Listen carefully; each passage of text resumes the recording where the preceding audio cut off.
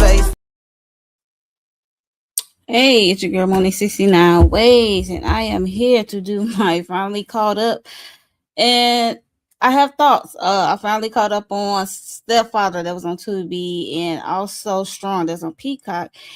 As well, I'm watching Xmen 92 season 2 and Raising Kanan. I'm just come down here to get my thoughts and talk about each movie and each show. Get my thoughts on it because I said I was gonna talk about it and I ain't never got a chance to because what life was life in, okay, over here for your girl. And I hope everyone can hear me. Let me check. Mm-mm.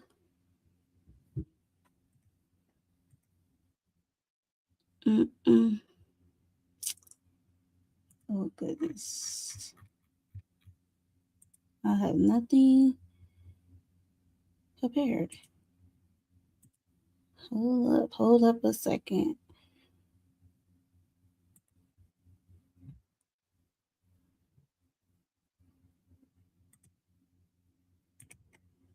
Okay.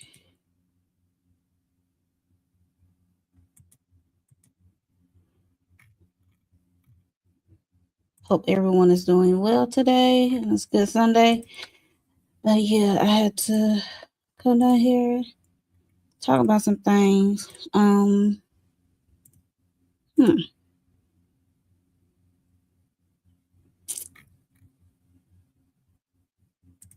Create a banner right quick. Um.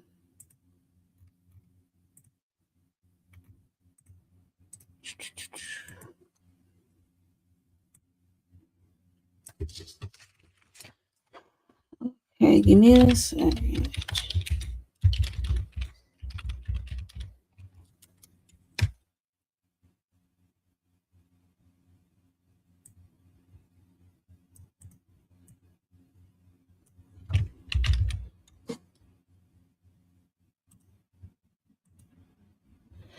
Okay, yes. Sorry about that. I had to text something. I hope you all can hear me. But yes, I am down here to talk about, like I said, Raising Kanan, Stepfather that came on Tubi, Strong that came on Peacock, Xmen 97 season 2, 1 through 4, episodes 1 through 4. And I'm also gonna talk about maternal instinct, okay? Um that was a crazy documentary. So let's get into I'm gonna start with maternal instincts. Let me talk about that. Cause that was crazy. I'll get out. Let me change it up. Okay. Cause that lady was crazy. Crazy. Okay, so yeah, so maternal instinct, okay. Let me talk about it. I got some screenshot of this lady was out her mind. I have no words for it. It's just like what? And then as the documentary was going on, I know for me, like, I realized like I did hear that on the news. I did see that come across the news. It was happening during COVID. So yeah, it brought my memory back to that incident. So I was like, well, unfortunate incident, and it was sad. So let's talk about maternal instincts. So this came on Netflix, I think, in June. But yeah, so this is a true crime documentary detailing the disturbing 2020 case of Taylor Parker, an East Texan woman who faked an elaborate pregnancy and murdered an unexpected mother to steal her unborn child. Wow, right? The film heavily featured police body cam footage and interviews with investigators and the victim's family. So yeah, so this documentary covers the 14-month span of Taylor and all her doings. Like Taylor and her partner, I think his name was Wade, and his family and his friends, some of her family and friends, and um innocent bystanders. Okay, they come in her raft. So there was a 14-month span of this con. Okay, we have Taylor Parker, right? She met this dude named Wade.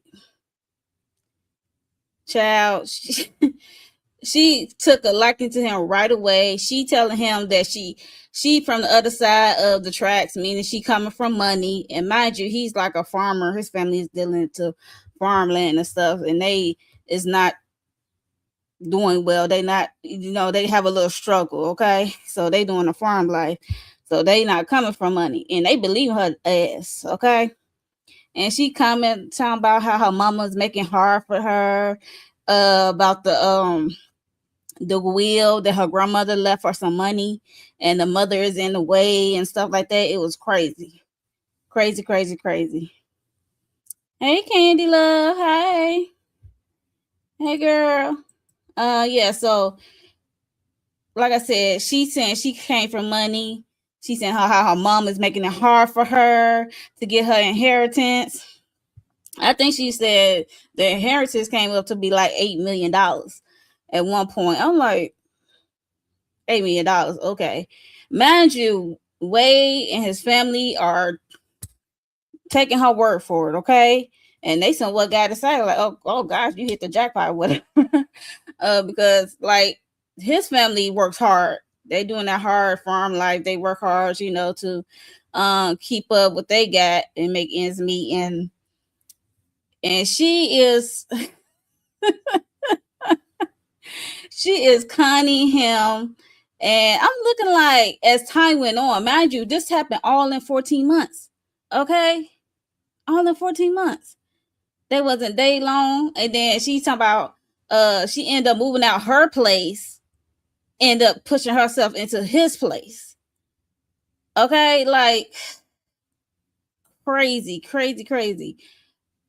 She moved in fast on him and his family, and she just talking about how hard it is. Her mama's making it difficult for her. Woo, woo, woo, woo. She ain't gonna get her inheritance. Yada yada yada. And I'm looking like, Wade just going for it. I'm like, why you like? For me, Wade been with her for like 14 months until to the end, right? He never met her mother. No one. I don't think he ever met no one. It's crazy to me. Like, how you gonna be with this woman? She living with you. You never met her people.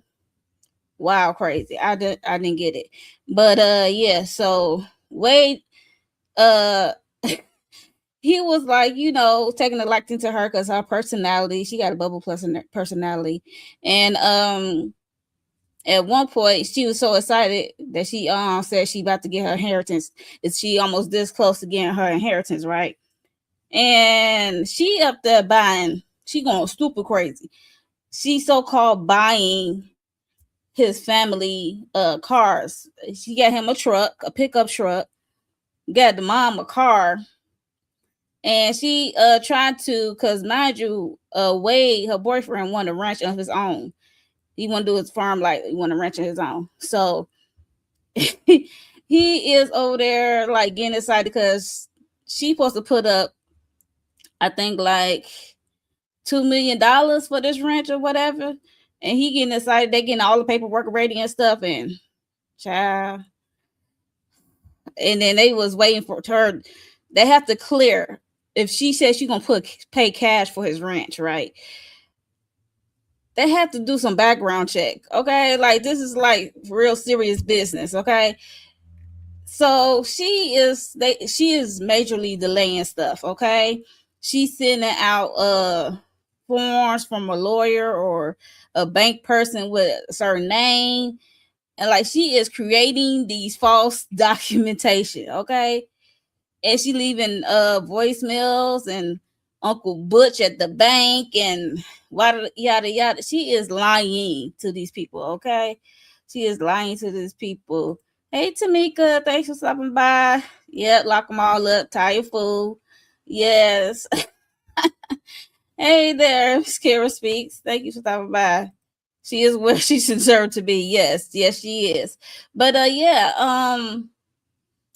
like I said, they could not clear anything. She is leaving fake messages, and they get facts and all like late after business hours or on a weekend. It was like they said the paperwork become random about all these excuses of why she can't verify her income, if she paying cash or if the money is there or whatever. Because at one point she talking about her uncle Butch was gonna go to the bank or whatever. She's supposed to meet him at the bank, and they supposed to, I think, swap out $300,000 so she could write 2 checks for $150,000 each for escrow or whatever.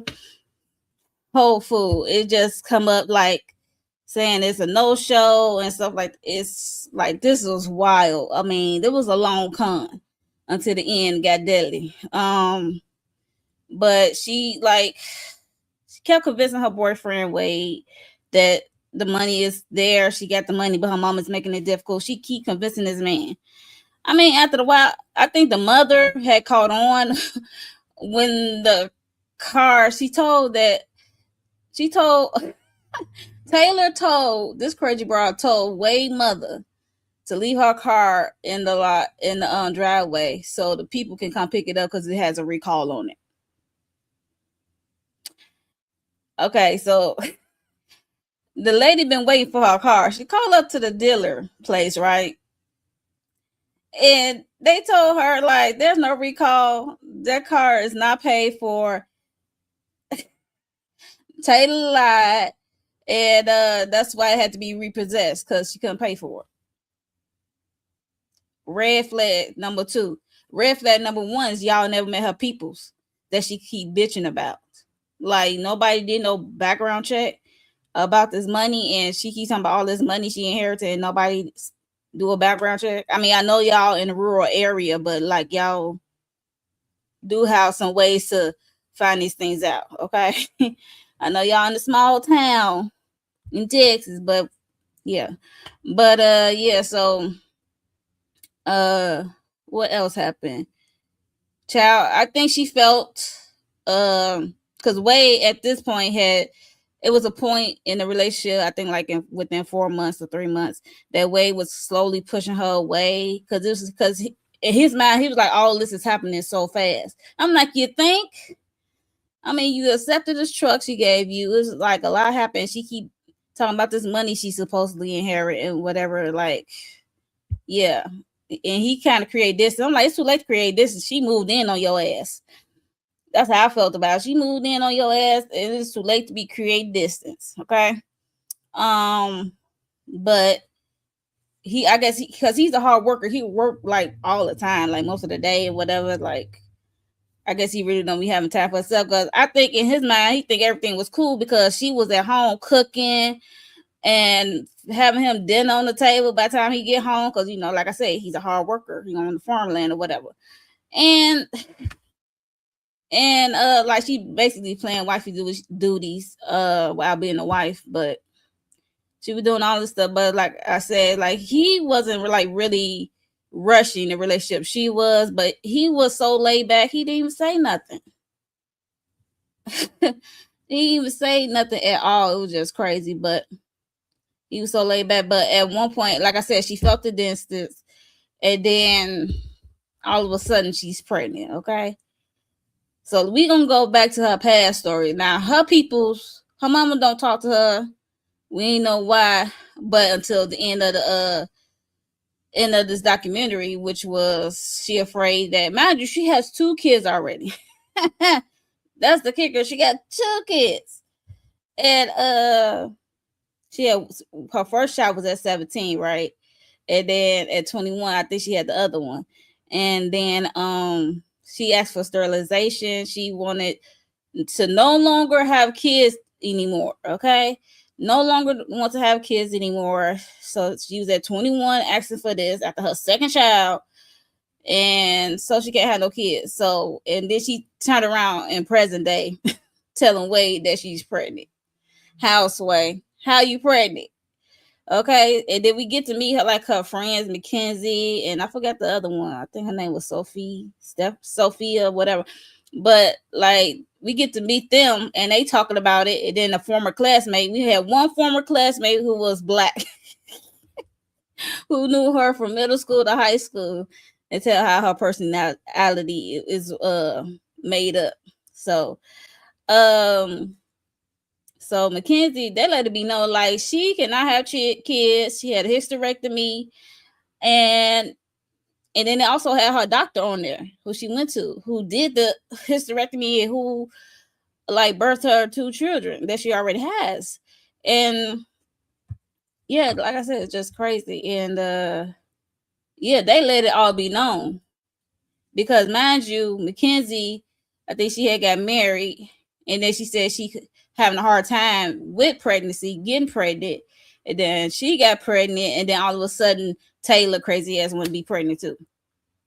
Okay, she said she's like, we are friends, we are close, we know each other for a minute, but it was starting to get too much.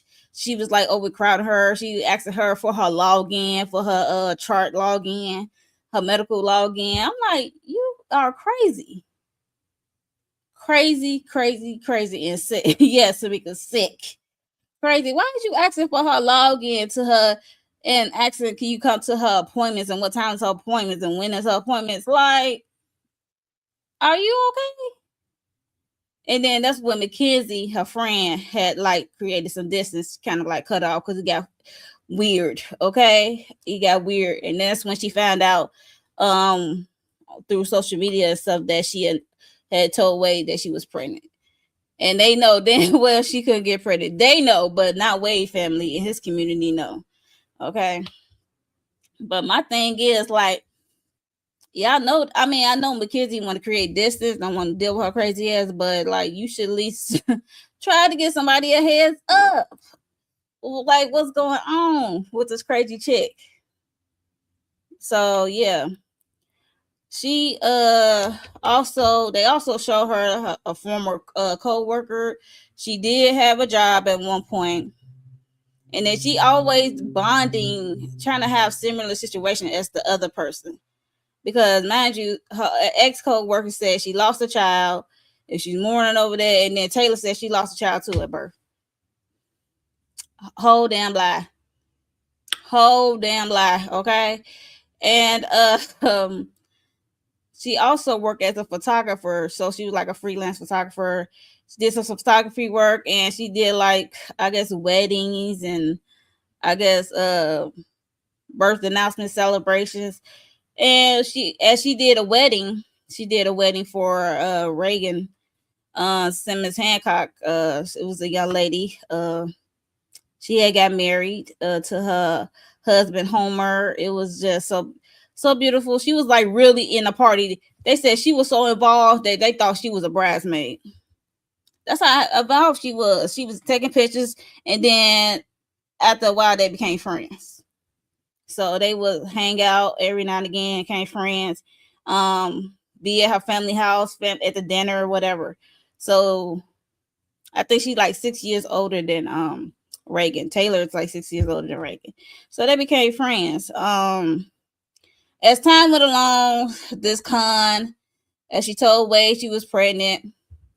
Mind you, she had her daddy and the kids in. I don't know if they was in on it or they knew about it, but she told them, I think, as well. And she had a gender reveal party, and she had a Wade girlfriend, his wife, I should say. I think her name was Stephanie. Shout out to Stephanie because her ass was on it as soon as she saw that gender paper, which was dated to 2016, and she had to call her like, okay, you sure this the right doctor paper that the doctor sent you about your gender? Is this the correct gender? Because it got 2016 on it. She been suspicious ever since then. Okay. And then and she's the main one who created her follow her activity on social media, because Taylor, she always posting on social media, she always taking pictures. So she says like 1 minute she look like she have a flat stomach, the other minute she had the belly, because she had a fake belly, a pregnancy belly. Okay. A pregnancy belly, crazy, right? Because time gonna go along. If you gonna keep up with this clown, you gotta have the fake belly. But she never thought about when she gets to a due date. I think her due date was in September of 2020. And yeah, so she never thought to go that far. Like, how you gonna produce a baby if you're not really pregnant? Okay, how you gonna produce a baby when you're not really pregnant? She never thought that far. I don't know. She just liked the aesthetic, the look of it. She is putting on this gender reveal party. She is doing a baby photo shoot, a pregnancy photo shoot with Wade. He just is smiling, going along with it. And then after a while, the family was starting having questions, like I said, about the money thing. She bought a car for the mom, and the car got taken away, and she not coming up the money for the ranch that she was gonna buy Wade. And child, this girl. So fast forward, we're gonna get fast forward to that day. Imagine she went to 10 months. She went to 10 months. Okay, she's supposed to be doing September. She went all the way to October, and she was like in a panic. Okay, because she know she's not really pregnant and she cannot produce a baby. At first, we see her typing stuff and looking up like how to adopt a newborn and how to do a C-section. She was like Googling weird stuff like that's very questionable. Okay. And she met up with Reagan October 7th. They hung out Starbucks or whatever, chill, whatever. And then like 2 days later, I guess she was supposed to go to the hospital, I guess to induce the labor. And this is so sad because Reagan thinking like they cool, they are friends. And mind you, Reagan is pregnant now. Okay, this is the young lady she did the bridal the wedding photos for, right? That she befriended. She was 21 years old. She was pregnant, and she was 35 weeks. Okay, alone. So she supposed to be hanging out with Reagan. No, she was supposed to go to the hospital. Let me take that back. She's supposed to go to the hospital October 9th that morning, and Wade was supposed to go with her. And she made Wade go to 4 hours away from the house to do this delivery of these hogs or whatever. Talking about somebody ordered some hogs. Mind you, it was her ass. It was her ass leaving a voicemail or whatever, talking about a delivery for some hogs at I guess as a to one of their peoples. And when Wade got there, they were like, we didn't order no hogs or whatever. And they were like, did you talk to Taylor? He like, yeah, that was like weeks ago. Weeks ago. And he was like, what? Imagine she's trying to get him away from the house because she's gonna go off and do what she about to do. I mean, she was creating very, very various distractions, like almost setting the house on fire or outside on fire. She set something on fire. It was crazy. It was wild and crazy, and I couldn't believe it. Yes, bananas. She need to be in the 5150 hole or wherever the hole is called down there, wherever the cold hole is down there in Texas. Because what the hell? The hogs Wade was delivering had more sense. Yeah, Wade, he's not the brightest. Like his parents start to like warn, especially mom, trying to warn him, but he was taking up for his girl and he was trying to do the right thing. He didn't really want to be with her, but when she said she was pregnant, he was like trying to be the right thing and do the right thing and be there for her and the baby. Okay, because he didn't want to be like a deadbeat daddy. But so she trying to do all these distractions because she knows she is past her due date and she needs to produce a baby. She hung out. She went to hang out with Reagan for a little bit. They end up at Reagan house. Y'all, why did she cut that baby out that lady's stomach? Cut that baby out that lady's stomach. Mind you, she's 35 weeks. And Reagan probably, I don't know the details, but I can only imagine what was going through Reagan's head as this was happening to her. Because that is so messed up and effed up. You think you about to have this baby and your husband about to have this baby. Mind you, Reagan already had a child. She had a daughter. She had a toddler. I think she was about 3 years old. And then the mother had found out. The mother had found out that she was I think her name was Jessica. The mother, Jessica, had found out that she didn't show up for work and the baby did not show up for daycare. That's how she know. And she went over to her house, found her daughter. She was screaming and hollering. You hit on the 911 call. It was just so sad, so messed up. Okay, so messed up, and I can only imagine. Okay, your baby is like dead on the floor, blood everywhere. Okay, but at the time when her mom found her, she didn't know was the baby cut out of her or not. But the police had to come and find that out, and yeah, the baby was gone. And then mind you, as this was going on, her toddler is in the house. Toddler in the house, okay. One of the friends, family friends, had to go in there because the mama was so distraught. As you can hear it on the 911 call, and he had to step over over Reagan's body, because they heard something moving in the house, so they had to find the baby, the little toddler, her daughter, and he went to the back room and he saw a cover move, like she was covering her head, and yeah. As soon as the baby saw that it was the family friend, she jumped on him so quick. I can only imagine what that baby saw. I just hope she didn't really see everything that went down with her mom, because that will stick with you forever. She's about like 3 years old, and you'd be surprised how much a 3-year-old can remember. So yeah, it was just so sad. And whew, yeah, so this dumb bitch, she is like on her way. Somehow she on her way to the hospital, whatever. Mind you, when her due date came and all this time came, the clinic, the doctor she used to see, know she was cuckoo. They know she was cuckoo because she going on her chase. She pregnant. He's like, no, I gave her hysterectomy. So they had the idea to put on high alert for the hospital, for the clinic, that you see this woman in here, like, you need to call the police or tie her down because she will try to steal a baby. The doctor already knew it, but she is on her way, talking about she on her way to the hospital. She on 911. She got her hazard lights on, driving, talking about my baby not breathing. I just had a baby on the side of the road. My baby not breathing. Of course it's not breathing, because you just snatched the baby out of that lady. Of course it's not breathing. What you thought?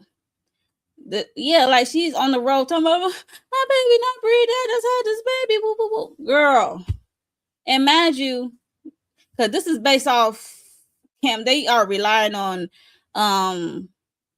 cam footage from the officers and homemade videos. So this is how we get all of the Taylor. She don't mind posting on social media, so we get all this off of her social media, family filming, and also the cop cam. So they are looking at her. She's so hysterical. The the ambulance came, and she is getting on the stretcher, right, with pants on. If you just had a baby, them pants would not be on, and it will be bloody. Okay, as I would say, bloody. But yeah, so she get in the stretcher, child. They get her in the hospital. That doctor did that dang on exam on her. They said that he said ain't no baby came out of there. He said ain't no baby came out of there. Child, they asked her what happened. She's like up there crying. I just had a baby. Woo, woo, woo. Like, no, honey, you couldn't possibly have that baby. You was not bleeding down there. You not hemorrhaging. Like, you not losing blood of anything. So yeah, child. This girl, mind you, they putting two together. Like, they know that she did something to Reagan, and they had to call Wade. Wade was on his way So Wade had to go and then they had to pull Wade into a room and tell her what went down, and he couldn't believe it. He couldn't believe it. He think he's having a baby. He was going by what she said, and he said my parents was right. He said my mom was right. I said, mm-hmm. And mind you, as this was going down, because mind you, like I said, his family and his friends telling him that this bitch is crazy. He had fallen out with one of his best friends. I think his name was Cody. Cody and Stephanie. They are married, and they are his friends. So he fell out with them. And after a while, they came back around. I mean, after everything came out that she unalived, that Taylor unalived Reagan and stuff like that. So, yeah. So he fell out with his best friend over this chick, this crazy broad. So, she got arrested. And she went to court in 2022. Child, she was sentenced to death. Okay. This was like a capital murder. She was sentenced to death. And till this day, she's still trying to use all her appellate, like she's trying to appeal all her appeals. And she's still trying to appeal to this day. Like she's like the youngest to be sentenced to death in Texas. So sad, so sad, so sad. And Jessica, I mean, the person who did the documentary, she didn't want to do an interview with Taylor Parker because she don't want to downplay of the victims. She don't want to downplay the victims by interviewing Taylor Parker. I'm like, good, because she don't need to be in this documentary because she is cuckoo. Okay. And she tried to pull the cuckoo. She tried to get evaluated for the court. You know, like I had some temporary insanity stuff. No, this wasn't temporary insanity. This was thought well out. Okay. This wasn't no temporary insanity stuff. This was well thought out. Okay. Almost well thought out. It was like, that's definitely premeditated because you met with this girl 2 days before you did what you did. Okay. And you up there Googling about how to do a C-section. Even when the doctor had to testify, he was crying. He said he cried on the stand because the way how she did the C-section. And I can only imagine what the photos of Reagan looked like. So yeah, so R.I.P. to Reagan. Like she was only 21 years old. She was just starting her life. She just got married not too long ago. Already had a kid, about to have another one, and it's gone like that. So even her little sister was devastated. So yeah, because they was like thick as thieves. So yeah, so that was Maternal Instinct. It was just a wild, crazy documentary. But I remember it coming on the news and seeing this happen as I was watching. I'm like, oh yeah, I remember it because it was during COVID. Like shit, what else were we doing? We were just in the house watching TV, watching the news. Okay, see if it's safe enough to go outside. But yeah, that was Maternal Instincts. Yeah, let me know your thoughts on this documentary. Did you check it out? What are your thoughts of it? What do you remember? Do you remember this case? Or do you remember this incident going down in real time? Because it took me a minute to remember. And then they show her mugshot. I was like, oh, I remember this coming across my TV. Okay. She knew what she was doing. Fry her. Well, she will be fried. I think she like it's 7. I think it's like 6 or 7 are waiting to be fried. Okay, so she's in that number, unfortunately, in Texas. So I don't know when her time will come, but she at this time, during the 2025 and 2026, she is still trying to appeal currently. So, and I'm pretty sure it's going to be denied because what she did was ruthless, premeditated at best. So it was capital murder. Like it's not just Reagan, it's the baby as well. Yeah, she lied, and she also did some criminal stuff like pretending to buy a ranch for like $2 million or whatever, 20 million, however much it was. Yeah, so she need to go and wait in line to be fried because what she did was crazy and it was uncalled for. And that girl could still be here living her life. Yeah, so that's maternal instincts. Like, let me know your thoughts in the comments below. I would greatly appreciate it. Yeah, so let me know your thoughts on maternal instinct because that was crazy. Let me switch things up because I'm about to move on to the next one. What I got? So I think I'm going to talk about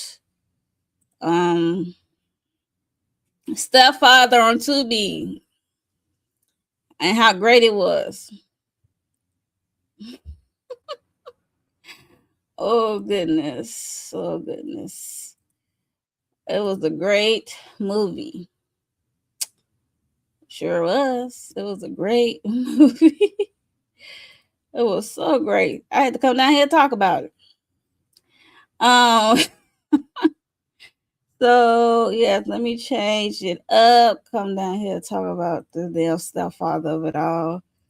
Let me get that off. Change it up.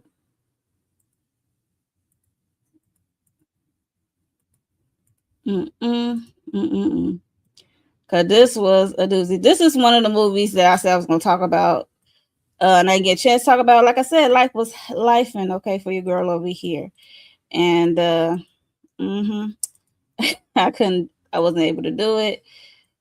Y'all know how I be. Y'all know how I be. This is a stepfather.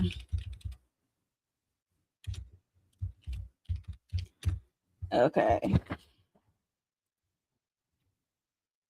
The stepfather. Okay. Let's talk about this dang on stepfather of it all. Like, let me know your thoughts on Stepfather and how would you rate it? Because it's a Tubi movie, so I'm gonna get a little grace. Okay, there be some good Tubi movies. Don't get it twisted. It's some movies I enjoy. For Stepfather 2026 with Tay Diggs, it was cool. The only person I enjoyed was Tay Diggs of it all. Sorry. So yes, so this is about Stepfather that's on Tubi. That came in June that I missed, and it was a crazy twist. I guess it's supposed to be like it's different. I guess it's different from the Stepfather from 1987. I think that came out in 87. So yeah, so Stepfather starring Tay Diggs, and we got Tamar Braxton as Asia. So mind you, Tay Diggs is not just playing one character. He got three characters: Darnell, Leon, Kennedy. Okay, and Tamar Braxton as Asia, Jelani as Sasha, Jessica as Melody, Jalen as Detective Andrews, and Dante Brown as John Simmons. Okay, that's the cast, pretty much the main cast, I should say. But we see Darnell, okay, because imagine you, this is a movie that goes back and forth between the past and the present. Okay, so we focus on Darnell. Okay, Darnell Leon Kennedy. He got multiple personalities. Okay, multiple aliases, I should say. We do see a background. At first, it opened up with a little boy. He got like a little twitch, and he talking about his stepfather and how his stepfather was like whooping his ass, and then he had a heart attack in the midst of whooping his ass. So I'm like, what? Okay, so crazy because I'm like, why is this boy twitching? Because he talking to a psychologist or therapist or whatever, and or a psychiatrist. I forgot the lady real position, but talking to her, he got this little twitch and talking about how his stepfather had a heart attack while he was whooping his ass. And then we get to present day, we see Tay Diggs is like dragging this woman like to like the kitchen area, dining room area. I'm like, okay, what's going on? Because It's starting off sketchy already off the bat, okay? So I guess they are knocked out. He knocked them out. Then we see the little boy in the corner in the kitchen by the cabinets on the floor crying, like he don't know what to do, like what's going on, like what's happening, because imagine his sister's out on the couch and his mother is out on the floor and being drugged by Darnell, okay, or Leon or Kennedy, whoever it was. So this must be one of his families that he didn't deem as perfect, because imagine he is so fixated on the perfect family, right? And we come to learn and find out that he gets this from his stepfather, who was beating him. Okay. He picked this up from his stepfather about being perfect and whatever. He would get him whoopings and smack him and stuff if he wasn't presented as perfect. Like I said, only acting I like was Tay Diggs. Okay, I'm sorry to you, Tamar. I mean, you did your best. Okay, you did decent. Okay, I think the little girl Sasha did better. Okay, because she had attitude.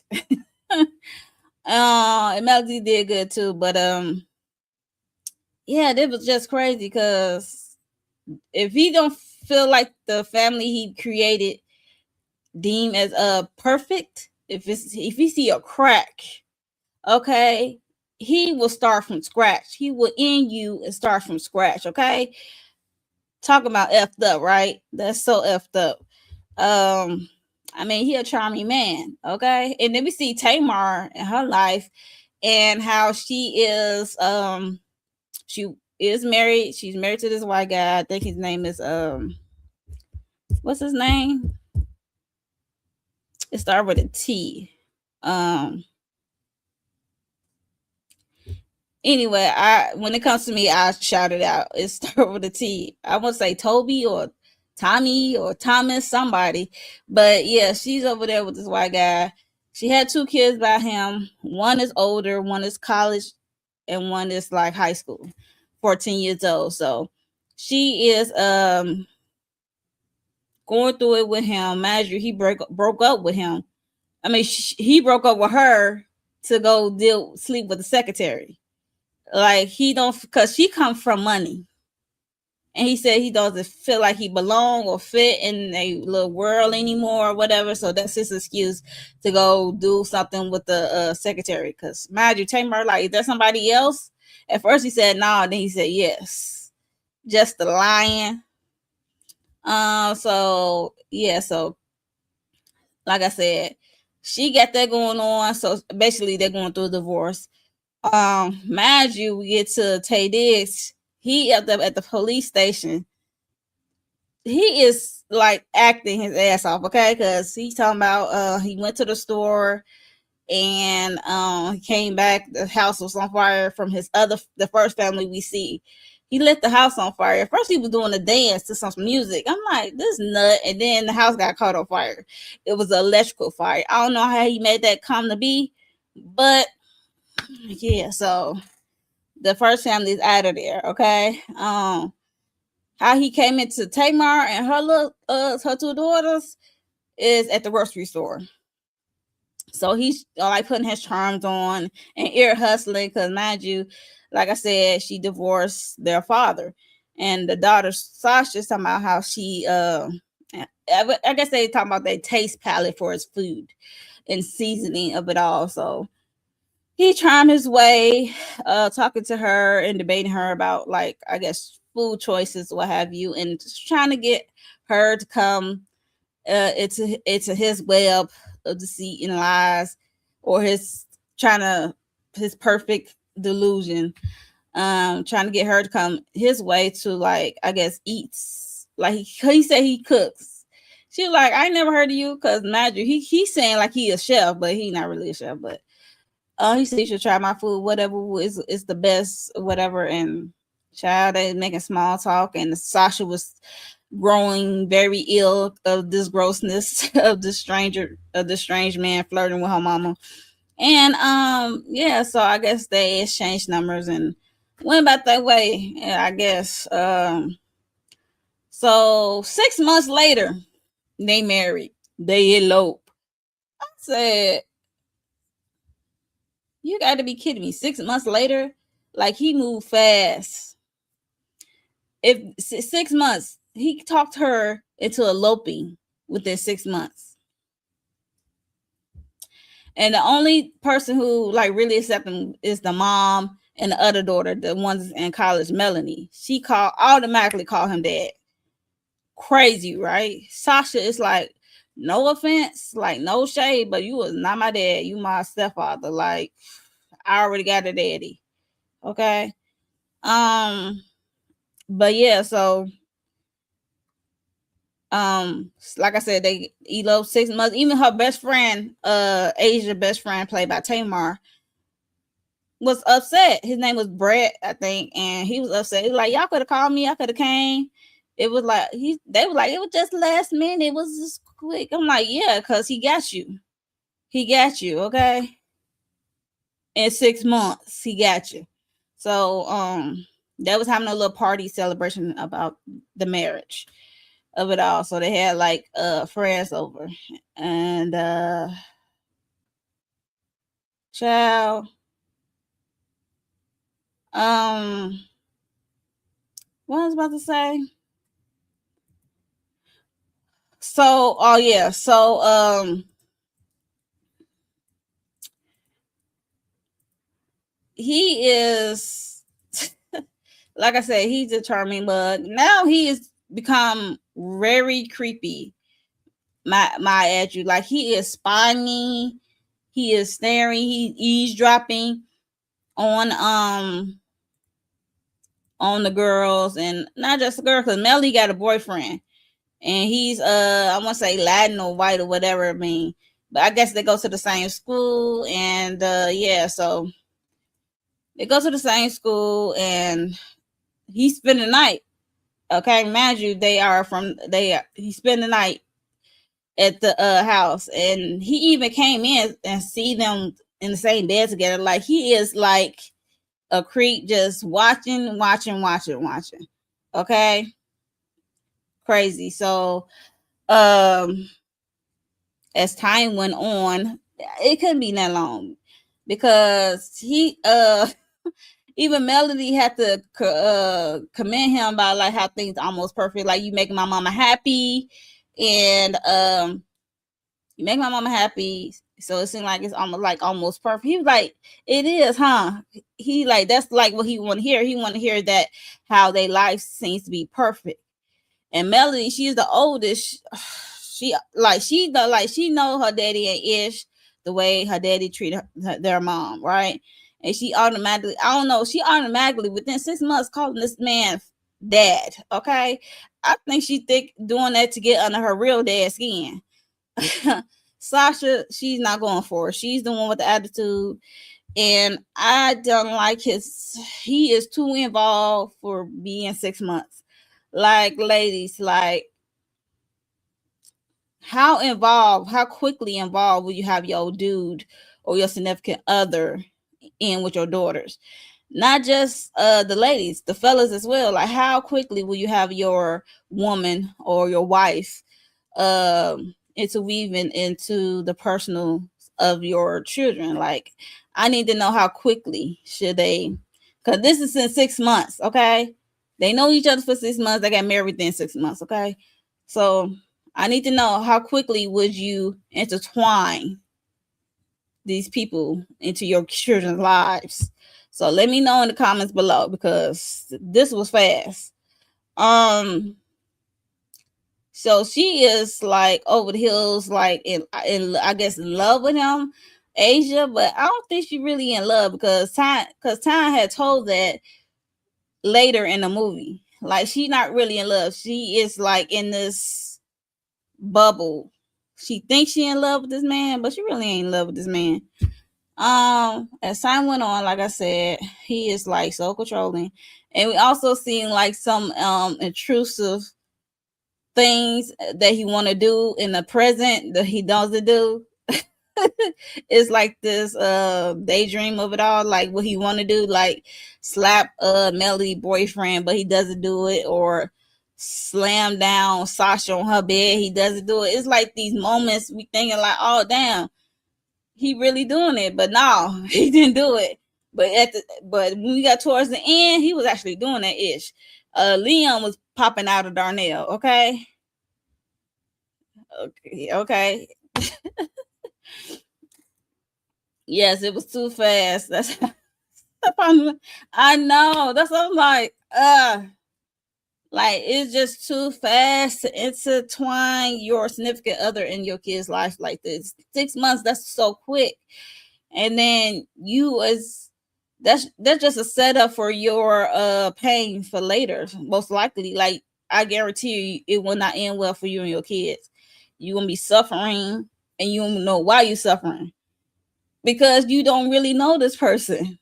You really don't. Not within 6 months. Okay. But like I said, he was very intrusive, very like in there, like on them like that. And especially I didn't like how the mama handled her daughter Sasha when she got a period, and Melanie, her older sister, was teasing her. And she like, don't tell my business. And Melody told it anyway. Like, Melody would got sucker punched. Like, I don't need this man in my business. I don't know this man like that. I just know this man married my mom. Yeah, so I did not like that at all. So he's very obsessive. And it starts to show. It starts to crack and show as time goes on. And so what made the perfect family picture crack was her ex-husband that I can't remember. It started with a T and it's killing me. I forgot his name. I want to say Toby. I think his name is Toby. But yeah, so that's what made his perfect family picture crack, is when Toby, her ex-husband, came to her doorstep. Mind you, they in a new house. She's not in the house she's no longer was in when she was married. They in a new house.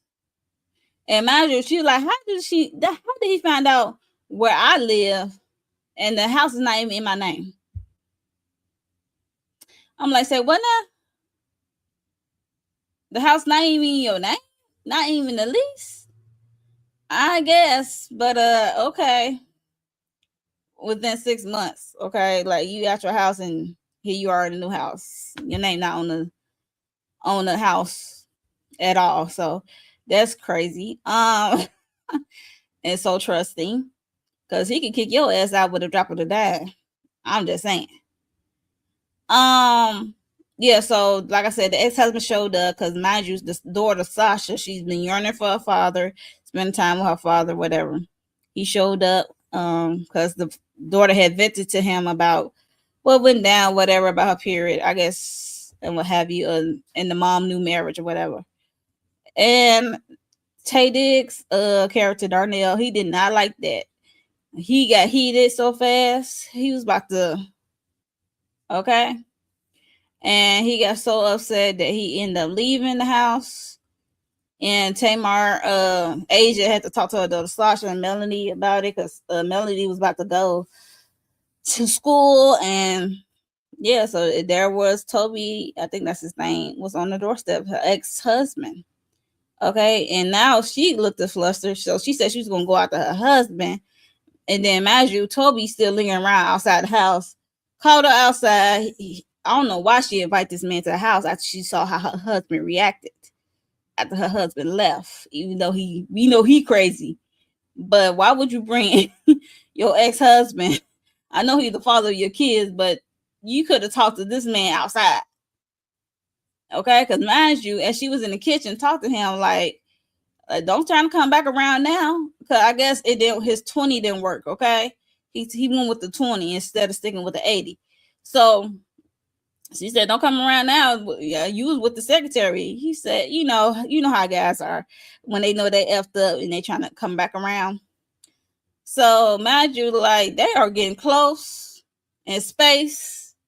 almost looked like pelvis to pelvis, and he went in for the kiss, and here come Cray Cray Darnell, played by Tay Diggs, coming in, catching him, and then it was over. It was over for this dude. I feel sorry for her ex-husband Toby, because he didn't really get a chance to explain. Where you really can't explain yourself way out of there, because you was like kissing on, even though it's your ex-wife, but you was kissing his current wife. So he beat the brakes off him. Okay, he beat his ass so bad. It's crazy, terrible, crazy. But he beat his ass so bad, like he would not stop. She was like, stop. Okay, it's enough. You know, he even backhanded her ass, because her ass tried to intervene. He backhanded, and then he took a short pause, and then he commenced to kicking old dude's ass. Mind you, this man he kicked his ass so bad, he had bruised ribs, jaw, everything. Like, he was in bad shape. Okay, bad shape. Like, and they at the jailhouse, at the station, police station, talking about I saw him pushing up on my wife and whatever, and and he came after me, like he came in my house pushing on my wife or whatever, woo woo woo. And they looking like he attacked you, but that's, if you see how her ex-husband look, it tells you who what happened, because ain't no way, because he does not have a scratch on him. It's like he automatically attacked him, and that's what it looked like, because he all banged up. And mind you, Darnell, played by Tay Diggs, does not have a scratch on this man. Not a scratch. After talking about how he came in my house pushing up on my wife, you think I wasn't supposed to do nothing? Like, you wasn't supposed to like beat him to almost death, and knowing that's the children's father. But you know, he is not a part of your perfect family, because we get to that perfect family of it also. He is not part of the story. So yeah. Fast forward, child. Tamar I remember talked to her friend, and said how she's still in love with her ex-husband, and she said and she admitted that she did move fast with Darnell, and Darnell is having a breakdown, because mind you,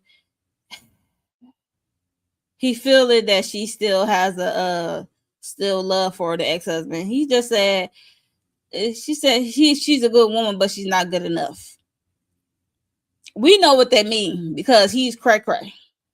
Okay, he is going off. He is remote to go off having this perfect family, whatever that look like. Okay. Yeah, so there's that. And then we got to talk about the detectives coming into play, because mind you, this is like, he did this to 3 other families.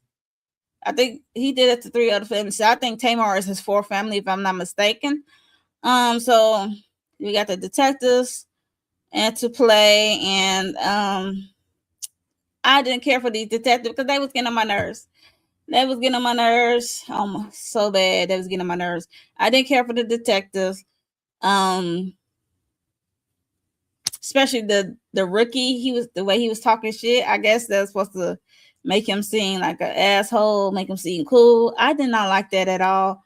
But we get detectives involved, and they trying to crack the case, or trying to find Darnell or whatever, or Leon, whatever name they trying to find. But they did find his therapist, psychologist, psychiatrist, whatever. They did find her, and she just told them like how he be calling. He called every time he's happy, which was the 3 times, and then he'd call when it's not going his way. And they're like, and you did not think to tell the authorities? She said he also is a smart guy, because when he do talks to her and call her all these times, when he dealing with these families, he get off so quick. He don't stay on the phone more than a minute. So that's how smart he is. He don't stay on the phone with her more than a minute, because he know that his call could be traced to his location. So he's trying to stay 60 seconds or under with the phone call with his therapist or his psychiatrist, whoever she is. And because I said the same thing, which she was like, he called me every time he get a new family. He called me when it don't work out. I'm like, girl, you could have did better, but I guess how they write the script.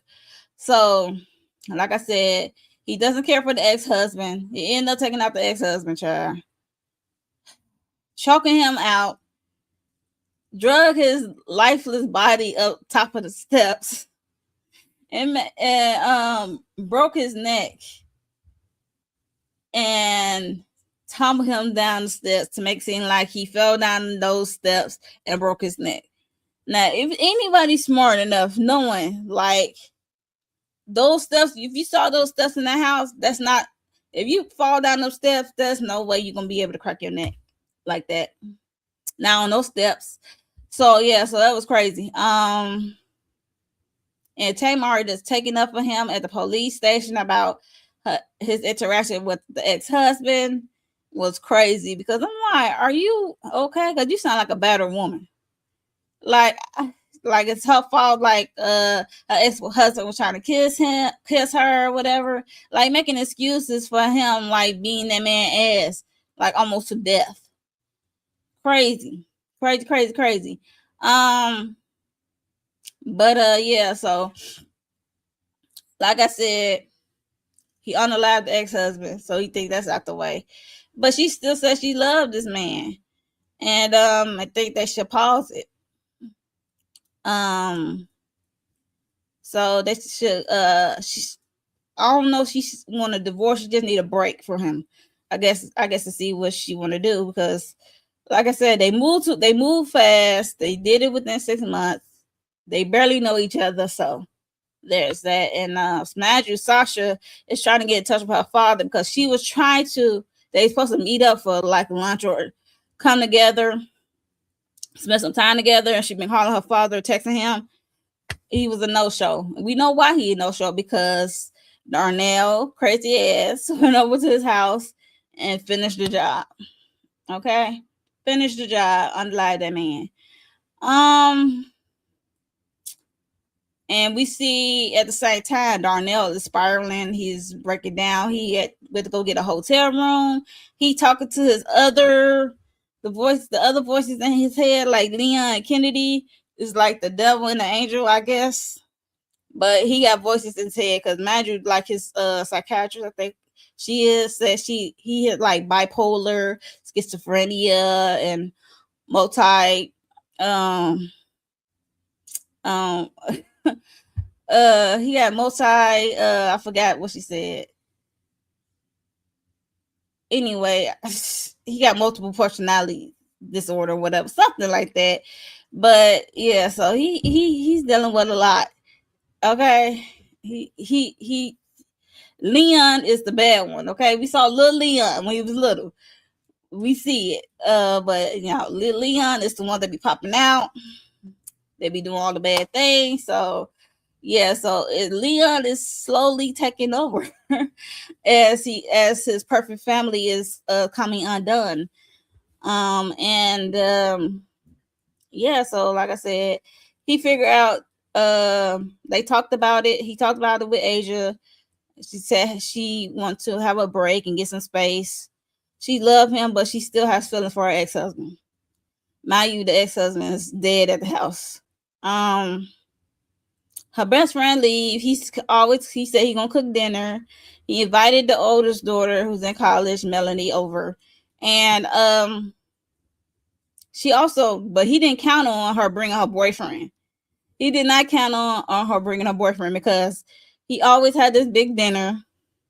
He always had this last dinner with them. And we also see him go to the store to buy like some rodent pesticide stuff, poison for the pesticides or whatever. Went to the store to buy that. So we already know what that is. He about to poison these people, this family. So he about to take them out, because they are not deemed as perfect anymore. And like I said, he didn't count the boyfriend to come, Melody boyfriend to come. He talked and tricked that boy to go outside while Melody went to the washroom or whatever, to go get some wood for the fire or whatever. Talking about help an old man out. Can you pick up some wood for me? Woo, woo, woo. Man, he done clocked that boy with a shovel, like hard first, and then harder the second time. I said, dang, he was really innocent. I mean, they all innocent. He was just so messed up. Like, wrong place, wrong time kind of situation. But yeah, so he is getting dinner ready. Mind you, Asia and Sasha went to the store. Melody looking like, where did her boyfriend go? He was like, oh, he had to run because his mama called talking about it was an emergency or something. And she was like, I would believe that if his mom was still alive. Child. He was like, well, that's what he told me. And you can see him coming undone. We see Darnell coming undone. He is panicky. He is frantic. Like, he trying to keep it together to make this plan go through of unaliving them. So eventually, Asia and Sasha did come through the house with the, I guess, what's the food. And Sasha said, she want to go to her room. She don't want to be down here. Like, basically, call me when the food done. And she kept calling and texting her father, but she ended up calling her uncle Brett or whatever. I think that's her uncle. I don't know. But yeah, called him, told him, like, can you stop by my dad's house? He's like, luckily she's 5 minutes away from the dad house, so he will swoop by there. I managed to get in the house, saw him at the end of the steps. Called 911. Okay. Dinner was ready. Called Sasha down. They was about to get ready to eat. And you know, he made this grand speech about how he appreciate them I guess bring him into the family or whatever. He enjoyed his time here with her girls. And they looking like, okay, what's happening? And then he told them the news about the whole kind of like a breakup or space thing of it all. And then she get a phone call. It was Brett, and he said that, you know, her ex-husband died. He found her ex-husband dead at the end of his on his floor in his steps. I was like, oh no. And she was like, what? And she is crying, breaking down. And this is like kind of changing the trajectory of how the dinner is supposed to go, because he's supposed to make this grand speech and they supposed to delve into this food and enjoy this food, right? But Stay is breaking down crying, and she had to tell them that their father's dead, was found dead at his home. And like I said, he came up undone at the scene, and he started hollering at Melody and calling out names like Jessica, and I think he said Jessica or whoever it was, calling out names, and they looking like, who's you talking to? Imagine, because he do be hearing voices in his head, and he be thinking he talked to one of his old family members. So yeah, crazy. And then he became unsettled, and then he had outrageous behavior start to surface. And then the family began to uncover their violent history, revealing that he's a wanted man. Okay, the brother was getting on my nerves because he didn't want to give up the address that Asia lived at. Because mind you, the detectives went to her marital home that she was residing in 6 months ago before she moved in with Darnell. So yeah, because mind you, as he was coming undone, he smacked Sasha. And then that's when Tamar character Asia punched him. I'm like, at least she got a lick in. Okay? I'm like, at least she got a lick in. Because you ain't fit to be hitting my baby. Okay? You don't hit my baby. So she got a lick in. She told Melody, go call the police. Mind you, Melody upstairs. She called the police. The detectives who was at her ex-husband house heard over the radio that the address, and her brother Brett like, that's Asia, that's her address. So they ran, got in the car, they was on their way over. Mind you, Melody upstairs, he ended up knocking Tamar out.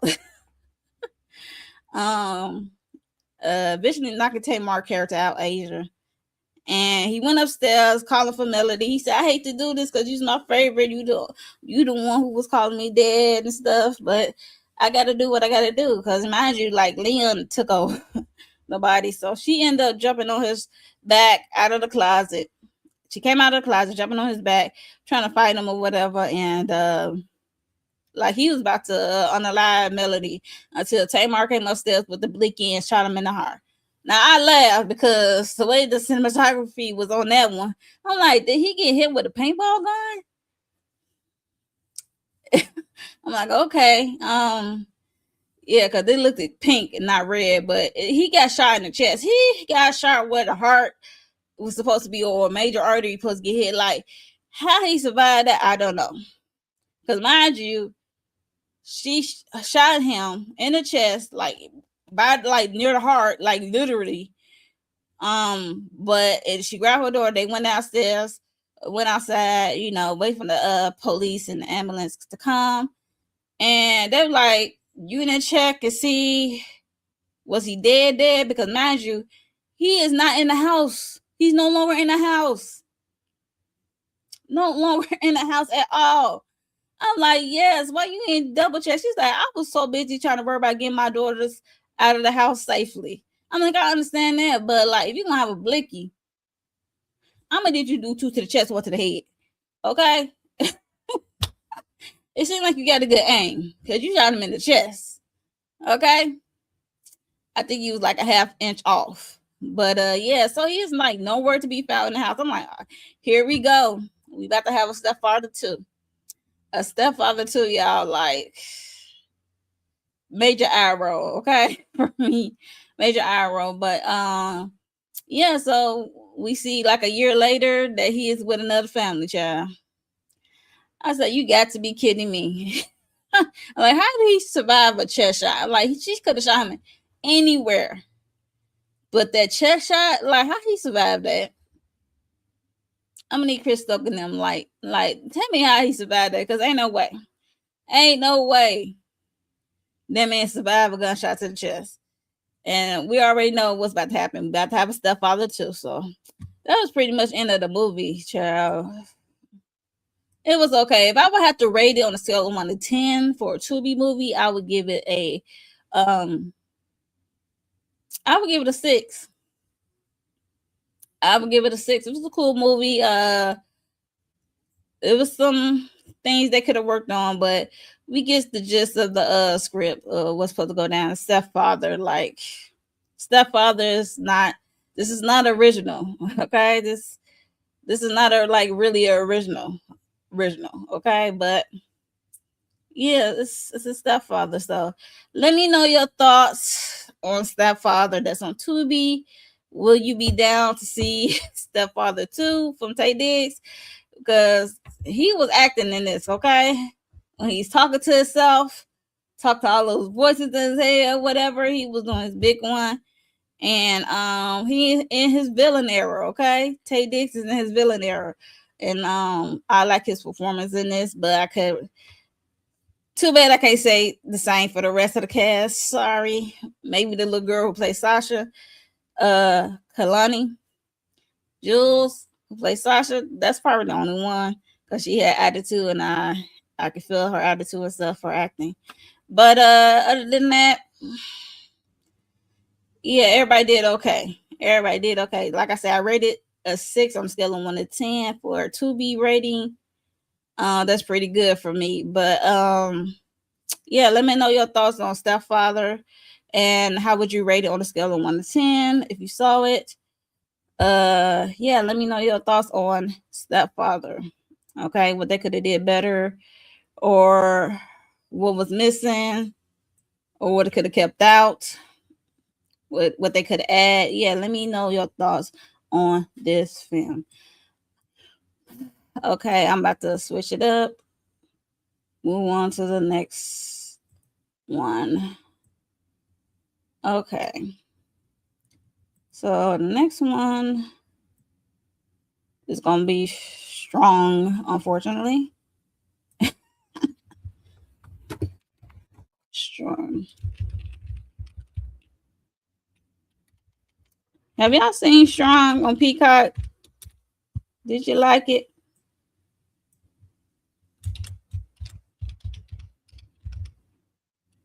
Did you like the movie Strong with Chloe Bailey? Because that's the one I'm about to talk about next. Um.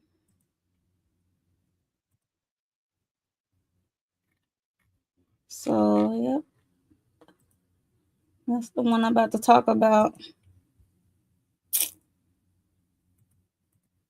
Mm-mm.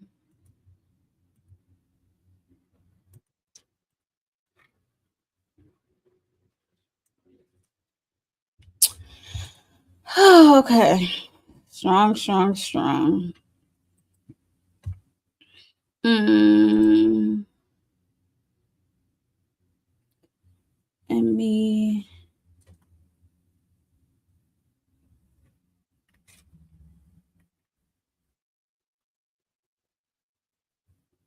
see.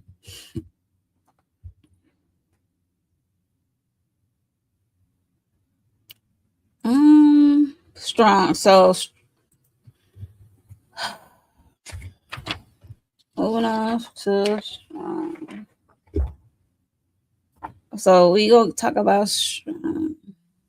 So Strong is star Chloe Bailey. This follow Layla, a talented violinist struggling to afford the high cost of living in Los Angeles. She accepted a prestigious, lucrative job as a live-in music tutor for the gifted granddaughter of an incredible, wealthy, influential family. However, as she integrates into their opulent world, she uncovers unsettling, dangerous secrets that force her into a psychological battle for her sanity and survival. So this is a psychological thriller.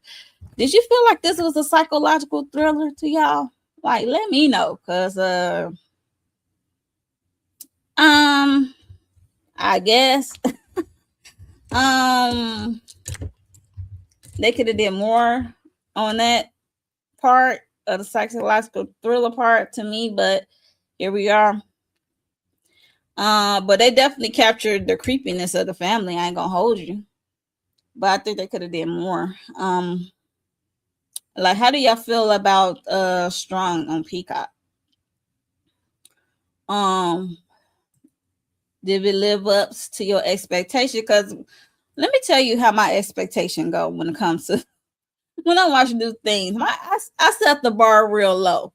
Okay, I have to set the bar low. I'm sorry, I do. Um, I have to set the bar low, and it is what it is. So let's see. I'm trying to find my screenshots for it. Give me a second. Because, like I said, this movie is, it was good. It was crazy. Like, on a scale of 1 to 10, like, how would you rate it? Um, I would rate this movie. How would I rate this movie? Scale of 1 to 10. I give it an 8. I give it an 8. I mean, I enjoyed it better than I enjoyed Stepfather. I'm not. It is what it is. I'm not gonna hold you. I enjoyed it better than the Stepfather. So, um, yeah. So a lot of craziness, a lot of crazy people. um, like I said, I enjoy it because it follows, like I said, Layla, who played by Chloe Bailey. She get a job as a tutor, but I'm like, how she's a tutor? She's staying in the house. She doing more than tutor. She's a nanny. It started off as a musical tutor, which the granddaughter doesn't really need, that we come to find out, as us as the audience come to find out, because she is really great at the piano. She pretends when other people walk in. I noticed that when I was watching the movie. Yeah, but she is the she became a live-in nanny. Basically, she's more than a musical tutor, because mind you, Layla, she plays the violin, and she, like I said, she's a struggling artist, and she came up on this job. And but before she got the job, we see her at the diner writing her music, and we see some flirty eyes. So mind you, she is friends with Coco Jones is in this movie as well as her friend. I think her friend is her name is Jasmine. Her character name is Jasmine. And she's roommates, I guess. They let her stay on the couch or whatever. And they told her like she need to get out, get laid because she is like in her work zone for her music, and she is struggling in the music department of it all. So they told her she needs to go out, have some fun, probably get laid a little bit by a stranger, do a one night stand. What could it hurt? So she at the diner, like I said, doing her music, and this guy was like really giving her the eye, staring at her and stuff. It was crazy, but giving her the eye. They was playing their own music. It was so cute how they have like the little jukebox on the tables.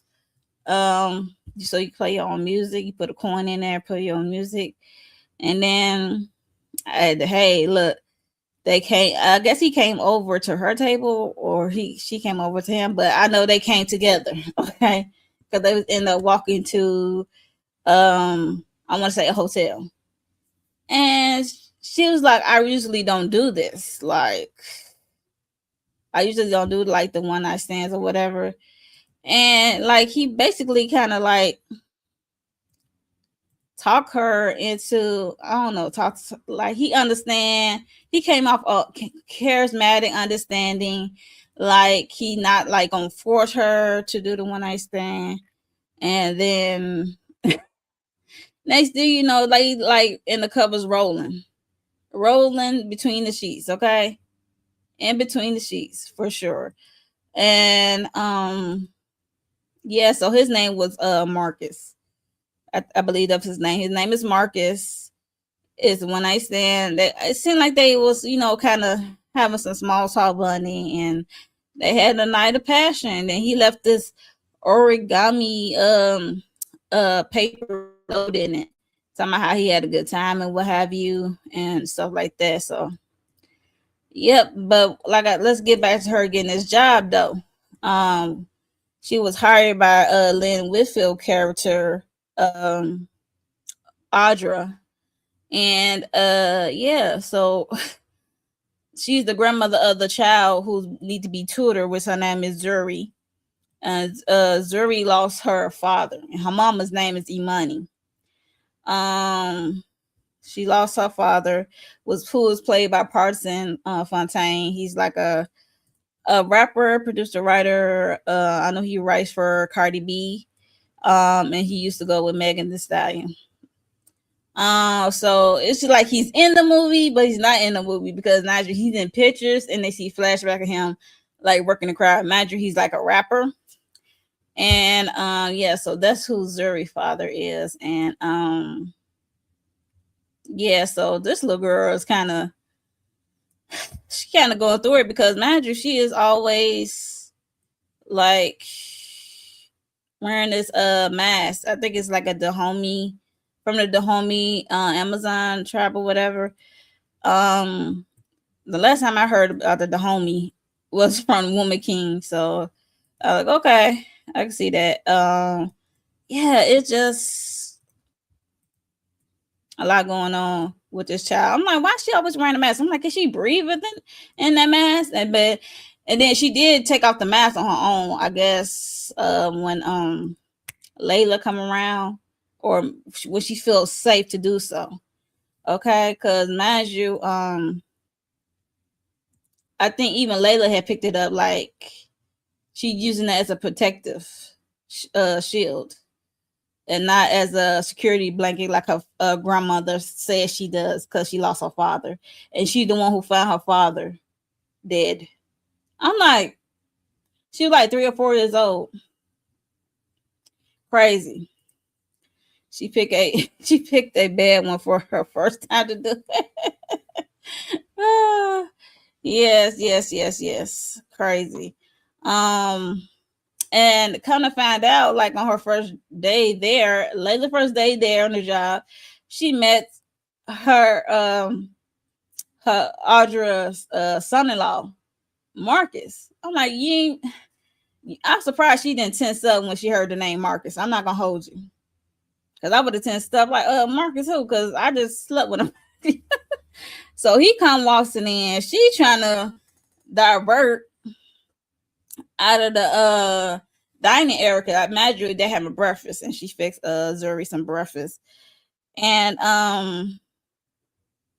she was holding, I guess, his plate, and she had the mask on. She eventually took it off, and he looking shocked. Okay, like he saw a ghost, right? And she ended up dropping his food, and this is when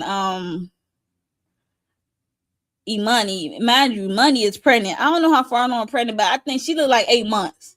It looked like she about to bust. Okay, it looked like she's about to bust, and I hate that for her because she look uncomfortable. She looks uncomfortable. I hate that for her. She looks uncomfortable.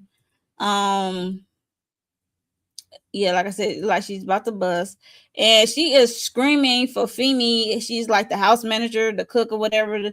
I don't want to say like maid, but I guess. But yeah, so she is. She is yelling, and then the girl, hurry up, put the mask back on. Like I said, this is like a protective shield for this young girl, Zuri. So she put the mask back on. Everything is intense when it becomes with her mother, Money, and her grandmother. Okay. I'm like, what is they doing to this child? That's what I said in my head. I'm like, is they doing something to this child that nobody know about? Because it got to be something deeper. Even later said that to Audrey when Audrey said she using the mask her father gave her as a security blanket. No, she said, I think she's using that to protect the shield. She said, I think it's something deep going on there, which is true. But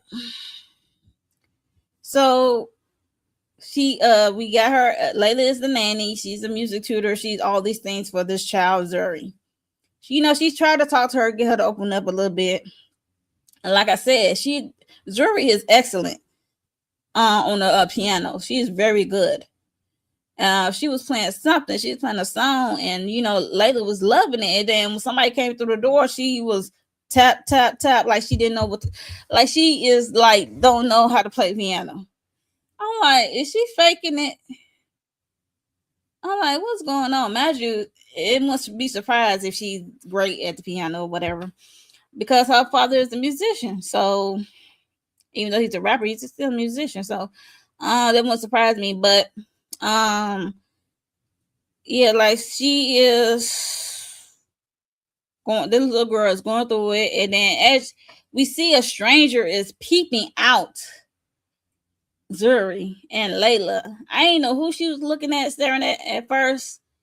Until I thought about it, I'm like, it couldn't be nobody Layla, no, because it's the way she reacted.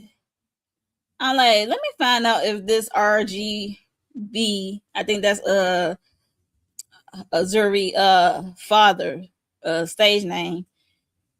And let me find out that's his mother, because she is lurking outside of Zuri school, and she sees Zuri with this mask on, and see Layla trying to take her to her car and pull off, because mind you, she is walking with security.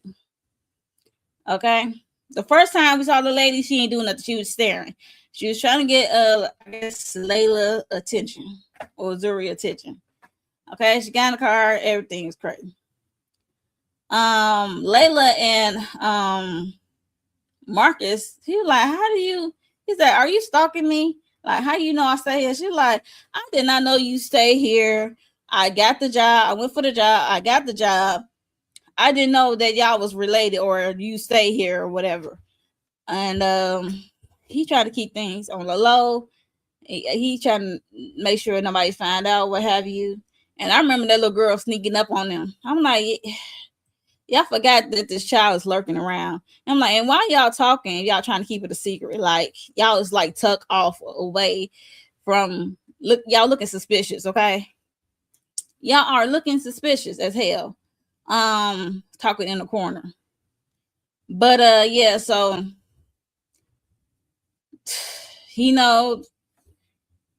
they had they want to, and this is the man that she was telling her friend Jasmine about, like he rocked her world basically.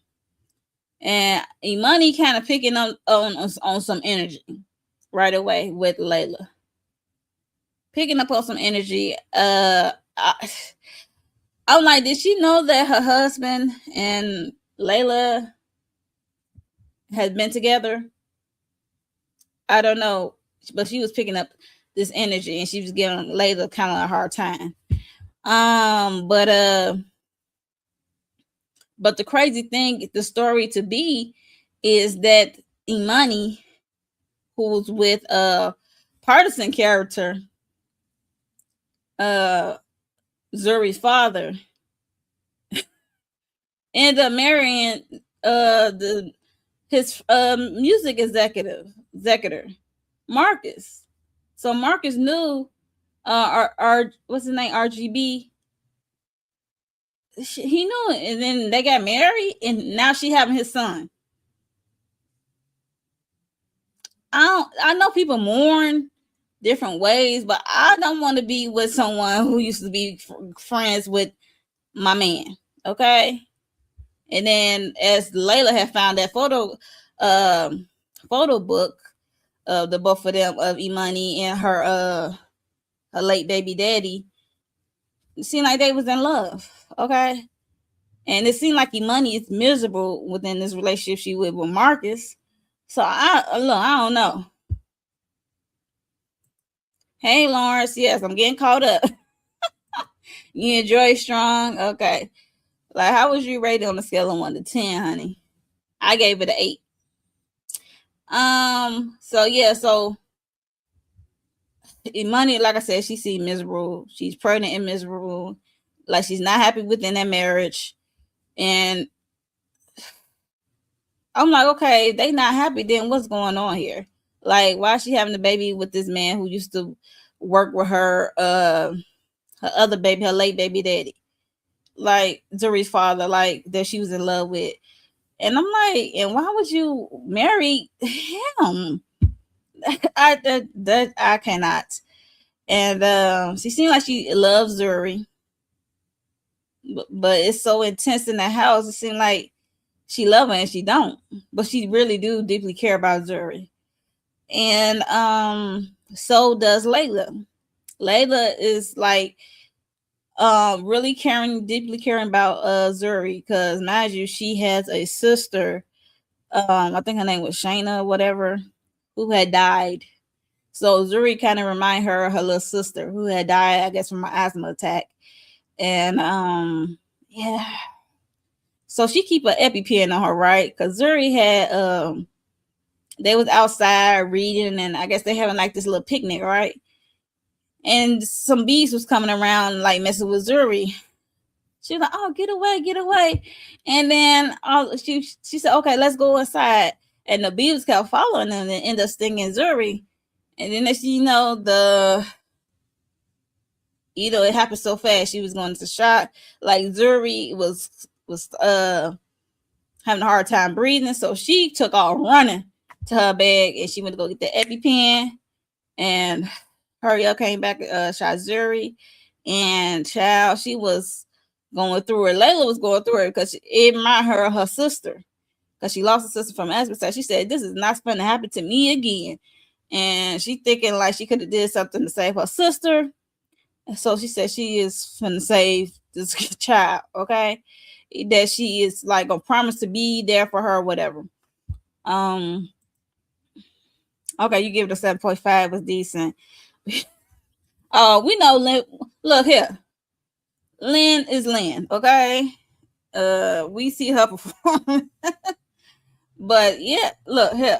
Look, I'm about to get to this twist, child.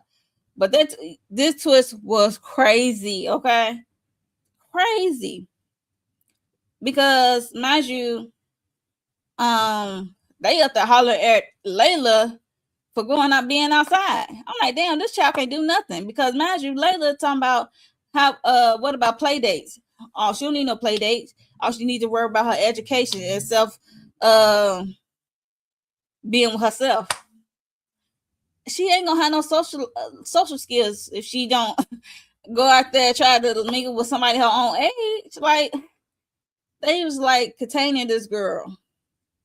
I'm like, why is they treating this girl like this? Like, what is going on in this house? Because the money is pregnant and miserable, and this child want to wear a mask, trying to use it as a shield, hide, whatever. It was just crazy. But what I was about to say? Oh yeah, the twist. The twist is let's get to this strange lady outside of Zuri school, right? She was trying to, this time the lady, I think her name was Charmaine, tried to approach them, like coming towards them, like running, like Zuri, Zuri, Zuri. And then the lady was like, girl. And then security said, And then kind of found out later, her friend Jasmine, who played by Coco Jones, ended up sending her the lady who ran into her at Zuri school. Her name was Charmaine, and then they looked it up, and it turned out to be RGB mother. So that was Zuri's grandmother, the father's mother. I'm like, I knew it because it's the way she was looking. I'm like, let me find out. And we don't see nobody from his side of the family at this house. She don't have no communications, nothing. So that's very suspicious. So the twist is, because mind you, her friend Jasmine don't believe this crazy lady, because they went over to the lady house and she was just telling about how what type of son she had and what type of son he was, giving back to the community, how he had a trust set up for this after school program, woo woo woo, and how he had this will set up for Zuri, whatever, this trust, and it was changed after his death, like a few months after his death. It was changed, it was amended. And yeah, so that school program is struggling ever since. And she's been trying to get communication with them, and they've been blocking her. So she was asking them for help. Like I said, Jasmine, her friend, didn't believe. She said it sounded crazy, what have you. And you see Layla and the wheels turning in her head about it. And she was like thinking on it. And then when she went to, because she said it was some evidence, I think the lady said his mom said it was like something he left behind in the house. And she asked her, could she find it, whatever. And then she went home riding in the car back to the house. And it was something in his lyrics. So she was listening to his music. And it was something in his lyrics about like, you die in your dream, you die in real life. And she remembers Zuri saying that to her. So it was like, oh, okay. And she did run into the snake in this closet. It was like this cage snake in this closet. It was crazy. And yeah, it was crazy. So she ran into the snake and she remembered she saw this figure. It looked like this box, but it looked like a decoration box that's in this cage with the snake. And child, I was like nervous for her, because she is about to put her hands in this cage, and she about to put the hand in the snake cage. Like the snake was like, I was like, girl, you gonna need to go get a glove or something, one of them snake gloves or something, because ain't no way. So she went to go reach her hand in there to get this box, because mind you, the box is like a wooden box, and it does have like kind of like the mask that Zuri wears on the box. So, because mind you, she remember what that lady said about something that Zuri's father probably left something behind, like a clue or something, some real evidence that she can use. So she got the box. She found a little ribbon of a little real ribbon film. Yeah, so she had put that in her bag or whatever. Mind you, she going down the hall pretending like she about to do some laundry with a basket. She went and heard Marcus and Audra, the grandmother, talking. And baby, child, they was talking about let's figure out what she know, how much we don't know how much she know, we have to get rid of her, woo woo. And then he said, yeah, I'm working on it. And mind you, that was pelvis to pelvis, okay? Pelvis to pelvis. And she grabbed him by his low waist side. And baby, he was what moves he put on Layla, the same moves he put on grandma. So he messing with the grandma. So they in cahoots together. In cahoots together. So all the stuff he was spilling to Layla earlier in the movie, because imagine she did meet him in the I guess he was in the dollhouse from Imani. He was sleeping in this music room or beach house or what have you, and he was listening to music, and that's what she shared about her sister, because about what happened to her sister, and he shared about RGB,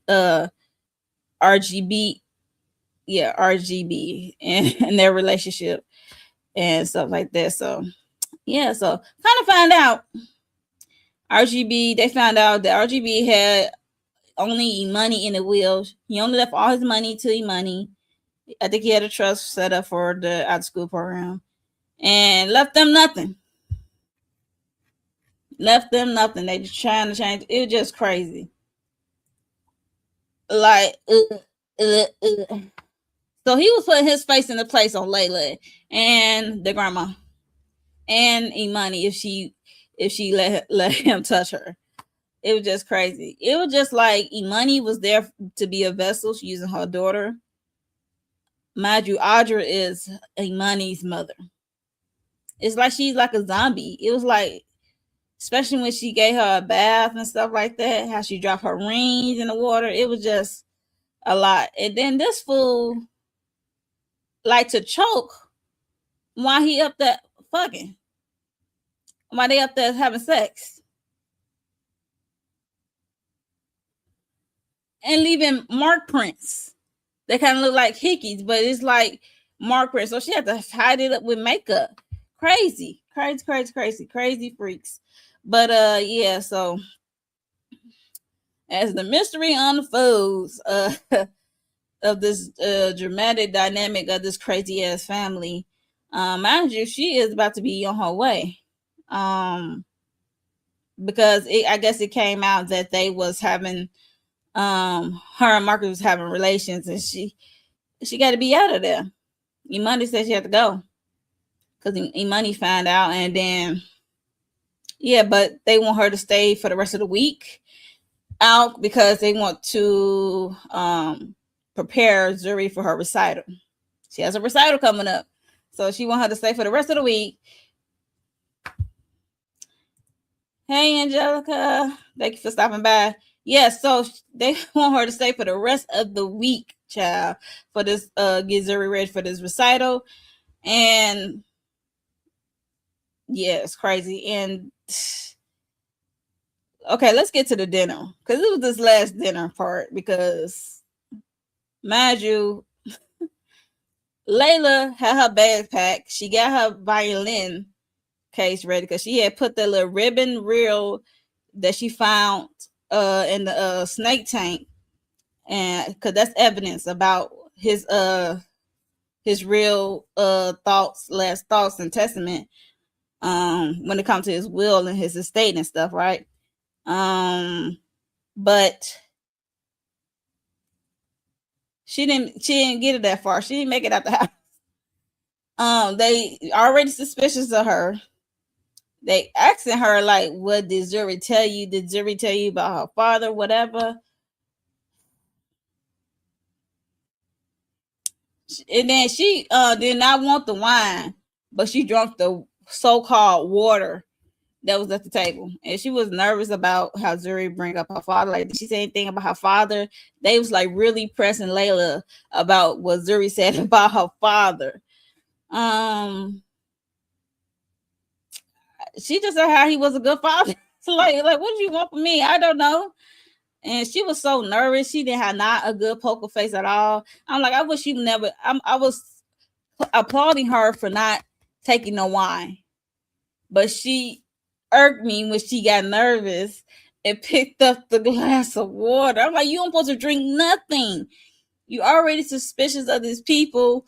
You find the little real ribbon that RGB was hiding in the snake tank, and you're supposed to drink nothing, let alone eat nothing. You supposed to move your food around that plate and pretending, okay?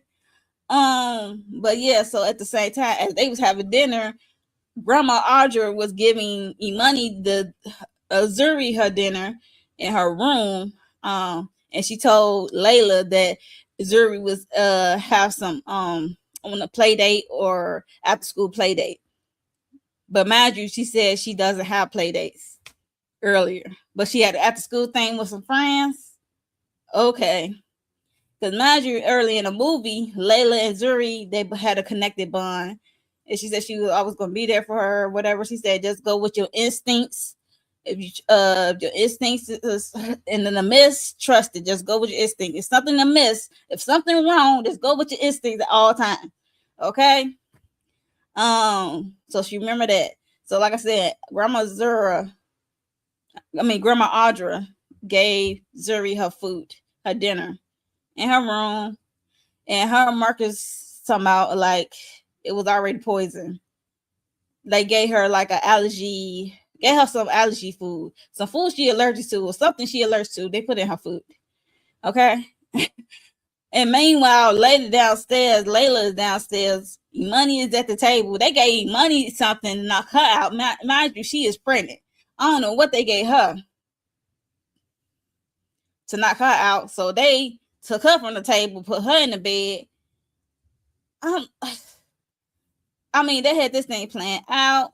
And mind you, Layla is like getting like blurry. It's things becoming a blur because she drunk the water was laced with something. I don't know what they gave her, but everything was started becoming a blur. She couldn't grab her phone. She dropped her phone on the floor. Because mind you, Jasmine was calling her and she declined. I'm like, I hope Jasmine called the police or whatever because she can't get a hold of her friend. Mind you, they was talking to her, and she blacked out. She went to the next thing you know, she kind of in the haze, waking up from in the haze, in the car of this, I guess the cleaner guy who liked to clean up the rich people messes. I don't know his name, but the cleaner guy. So he supposed to make sure it looked like she had a tragic accident, like she ran off a cliff or something in her car. Crazy, right? So she in the haze. It was crazy. It was just crazy. She's in the haze. He is like waiting for the call from Audra. She said dinner is over. He went to go get out the car and open the car. Her car is already there. So everything is all set up. Her car is already there at this cliff. Okay. And they open the door. He opened the door. He come back to the car, unbuckle her, position herself into her car, lost a shoe on the way. He like, okay. He noticed the shoe was missing. He went to go get the shoe. And as he was doing that, kind of find out she had the EpiPen in the car. I forgot she had the EpiPens because when that beast done happened, she put EpiPens everywhere. Everywhere Zuri's gonna be. So she had EpiPen put in her, and because that could give you some boost, some adrenaline or something. And it kind of woke her up more, and she stuck the EpiPen in his eye. Child, it was a fight. She pummeled him to death with the car door because mind you, she had to crawl through the car to get out the passenger door, and she was just slamming on him. Mind you, he got the EpiPen in his eye, and he's still trying to fight her. He's trying to tell her like grab her, like drag her by her foot. She had to kick him, and it was just wild. It was just wild to see. A lot of blood. It's safe to say he's dead. So she ran from him, got in his car, rode back to the house, snuck in, because they probably think she's dead at this point. Snuck in the house, went straight to the baby's room, Zuri room, and Zuri is on her bed like this. like laid down sleep on her bed, and she was like, "Zuri, wake up, wake up, wake up." I'm thinking they got Zuri because, mind you, they did say they put some allergic foods in her foods, some allergy in her foods or whatever that she allergic to, whatever. And Zuri woke up and said, "I did what you told me to follow my instincts. I took 1 or 2 bites and I hid the rest of the food under my mask. It's, Grandma Audra like hate my mask."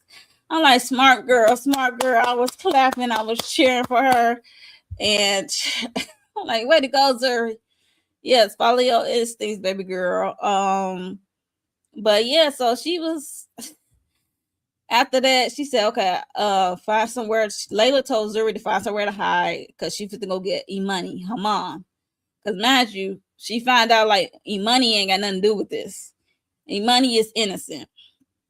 She's just a irritable, pregnant, married lady. So she was trying to go down there, but as she was finna go to, I guess, E-Money's room, she ran across, I guess, the beach house or whatever, this little spot that Marcus be at when he listens to the music and stuff. Marcus end up listening to the reel that they took out of her violin thing and end up playing it, and we hear Zuri's father on the tape.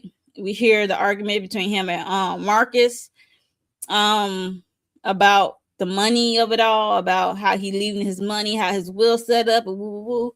I read about that, and he was taping the whole thing the whole time of this exchange. He just said, "I don't want nobody to change my will. I don't need it amended. Da, da, da, da. I do not want to change it. Leave it as is." Okay, and he said this is like October 10th, 2020. Yeah. Yeah, so he said, "If you listen to this, I'm already dead." It was one of those kind of recordings because he already didn't trust them. Like he had Zuri's father did not trust the people around him, and rightfully so. And yeah, so that was his extra protection because he know that they was gonna be on some shady stuff, and he was right. So she was over listening him listening to it, and she made some kind of noise, and he came out the door, and child, he chased her into the house. And she up there, and she had eyes closed, breathe. I'm like, girl, if you don't open them damn eyes, you don't open them eyes, girl. So yeah, so child, she got caught. He grabbed her, and they was tussling. He talking about he said this is not all my plan or something. It's not all my fault or whatever. I had nothing to do with it, whatever. And she like, you believe me, right? He was trying to play into the emotion part, like tug at her heartstring because they had some kind of connection. He said he started beginning to like her. I'm like, yeah, right, dude. Sure. But yeah, so they was tussling. He was trying to chuck her out, what have you. She scratched him. She managed to get away for a little bit. Ran into Audra, they were just fighting to death because like he was bending her fingers back. It was like this. I'm like, what in the death become me? I'm like, why is her fingers stuck like this? It was like back. I couldn't get it. Like I'm like, okay, I guess that's how it would be in real life. I guess I don't know. I wouldn't know. But so yeah, they was fighting, and then Money eventually woke up. I guess her drug, whatever they put her out with, wore off. She woke up to some screaming and hollering. Imagine she's like 8 months pregnant. Okay, like she about to pop. She's trying to come down the steps, or what have you. Even the grandma, was it a grandma or was it Marcus? Somebody was trying to find the daughter, and no, it was Marcus. Marcus went to the closet where the snake reside. The snake was missing out of the snake case, and Zuri was in shuffling in the clothes. We saw some clothes movement. She came out, threw the snake on her. She tried, but she ended up catching her anyway. And child, even the grandma was holding the granddaughter at gunpoint. Mind you, she don't care for the granddaughter. She just cared about the money that came with the granddaughter. She just came out the wheel. Okay, because she said she didn't care for her daughter money to be ended up with a rapper. And she said she vowed for her family not to be without. And she said she is not going to be in nobody's kitchen no more or cleaning somebody after somebody. I guess they was the have nots at one point, and she was determined. So she basically riding off her daughter's relationships. Cause I'm like, what do you do? So she was determined to like live this opulent life, like this nice life. She's determined and to keep it that way. And nobody gonna get in between. So she don't care about that granddaughter because it came from the granddaughter was conceived by a rapper with a rapper. And she is looking down on rappers, I guess, like they are the low. I'm like, but they can't be too low, but you want his money that he left to his daughter. Make that make sense. That do not make sense at all. But yeah, so it's funny how she looked down on rappers, but she taking the rapper's money that he left his child is beyond me. But so yeah, so like I said, she ended up popping Marcus, who she was in it with, because Marcus was having second thoughts. He was like, wait a minute, you ain't say you was gonna take out the child. He said, I ain't know this was part of the script. He he's looking like, I ain't know this was a part of the script. He's like, wait a minute, you ain't say you was gonna do all this.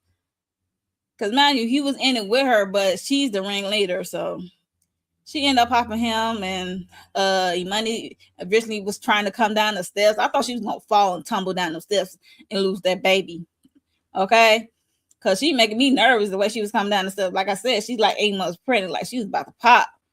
And 8 or 9 months pregnant, like she's about to pop. So she was coming down the stairs. She was like, Mom, what's going on? What you doing? And stuff like that. And yeah, so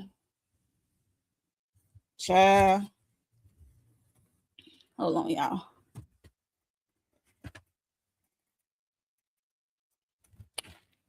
I had to kill a bug real quick. But so yeah, so she came downstairs. I was looking at the surprise shock of the mom, and Layla told the girl to run, and baby, and that's when Layla tackled the grandma Audra.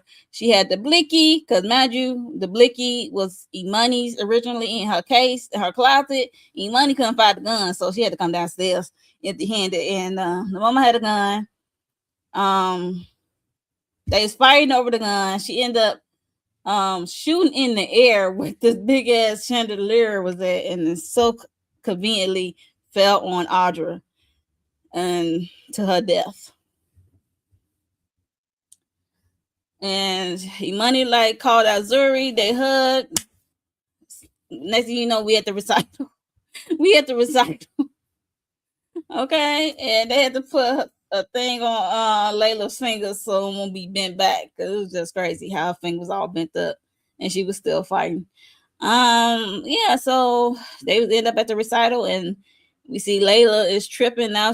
Instead of seeing her sister, she's seeing Audra. I don't know if this Audra's gonna hunt her for the rest of her days, but yeah, she see Audra now as a ghost. She thought she saw Audra in the audience. So Zuri did good on her recital. Her mom was there, and the mom had the baby, I guess. Jasmine was there. Her grandma Charmaine was there. Her father's mom, so she was there, was able to be there. So yeah, see, that's how it ended. Okay, so let me know your thoughts on Strong. How would you rate it on a scale of 1 to 10? I gave it an 8. And yeah, leave a comment below on how do you did you like it or not? Like, what was the crazy part for you? Did you enjoy the twist? I did. I enjoyed the twist, but you know, it was a crazy twist. But hey, shout out to Malcolm D. Lee and Tyler Perry and all the people who worked on this movie. Shout out to y'all, cause yeah. And shout out to the cast. You know, these are actors. Like they was acting their ass off. I would say they was acting. So, and shout out to the little girl. So she did a good job. So everybody did a good job. I mean, it's Lynn Whitfield. She's Audra. She gonna turn crazy. Like this is not our first time seeing her doing crazy, or being a crazy mother. She did crazy between a thin line between love and hate. She did crazy there. She was an awful mom in Tyler Perry's family that Medea's family reunion. So yeah, this is not our first time seeing Lynn Whitfield being an awful mom. And The Shy. And The Shy. So yeah, as a queen pin in The Shy. So it is what it is. So yeah, so let me know your thoughts. Leave a comment below on Strung. And how would you rate on a scale of 1 to 10? Yes.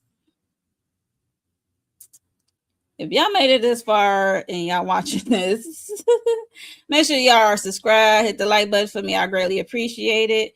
I'm about to move on to the next topic for me. I'm trying to run through this right quick. We're gonna talk about Xmen. Xmen 97. We're gonna talk about that. So that's up next. Xmen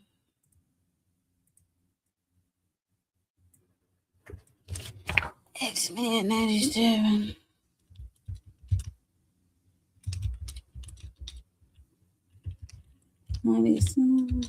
So I'm gonna talk about Xmen 97 season 2, episodes 1 through 4.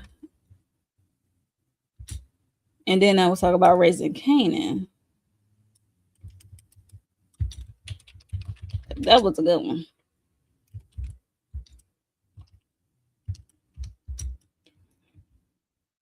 So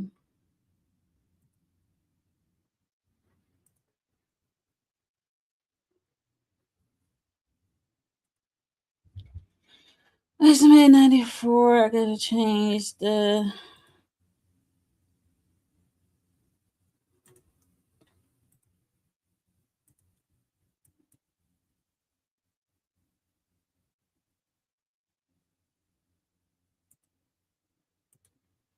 okay, I'm gonna go with that color. Okay. I am rolling through these. Okay, so trying to get through this. All right.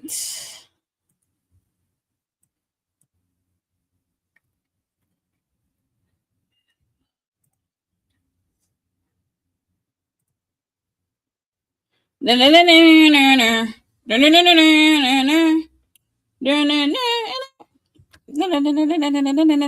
okay. Y'all know the thing. So let's talk about Xmen 97 episodes 1 through 4. First of all, are you watching it? So Disney Plus, they are in season 2. I am enjoying it. I'm definitely enjoying it. We have some characters. We got a lot of new characters because we have X-Force, X Factor, you know, some of the main core characters. Okay. Like Jean Grey, Storm, Wolverine, Beast, Rogue, Bishop, Morph, you know, Cyclops.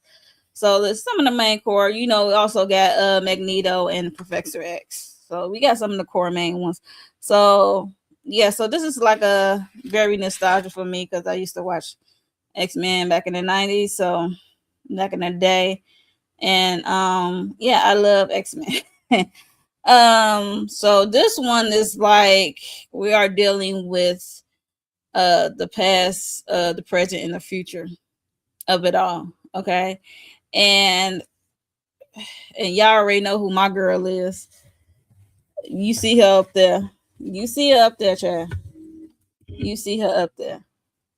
And if you see this is my bobblehead Storm. So Storm is my girl. I'm always gonna rap with Storm. But yeah, so Xmen 97, like I said, the past, present, the future. This is what we're dealing with, and we are dealing with I guess the great big bad. I don't know if the great big bad apocalypse. That's what they dealing with, okay? Because mind you, how season 2 started off is where we only had Forge and Bishop in I guess the present, and they trying to figure out where all their homies went. So Forge went to they went to 2 different timelines. So they Forge is going to the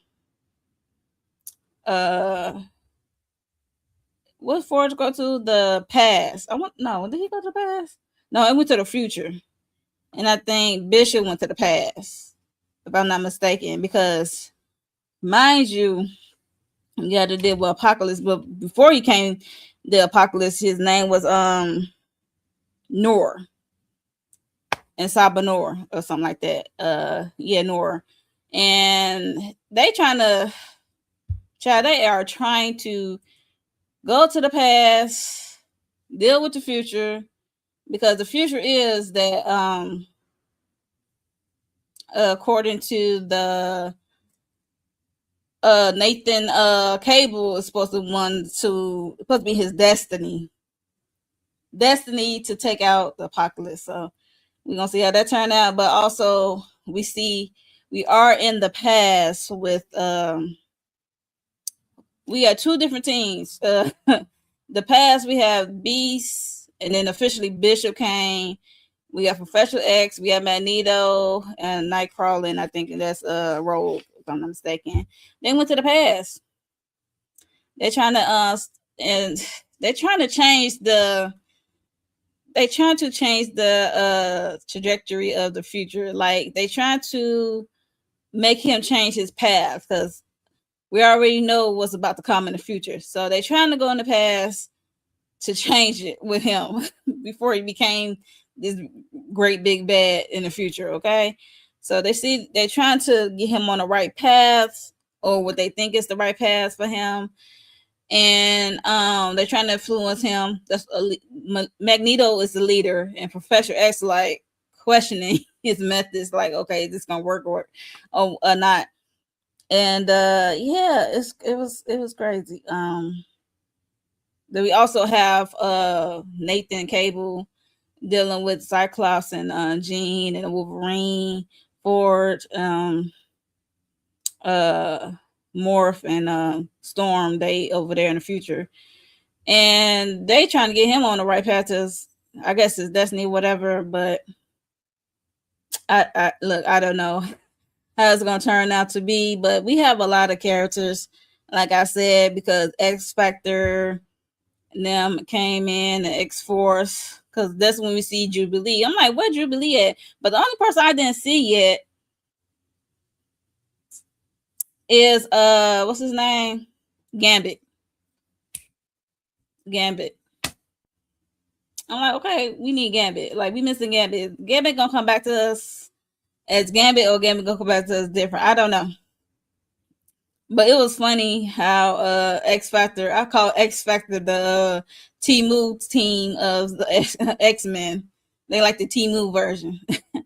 And, X Force is dealing with Cable. He invited Jubilee and her boyfriend, I think his name is Eduardo or Sunspot, whatever his name is, and some other people to his team. So, and I know I think X Factor got Polaris and Archangel, I think, on that one.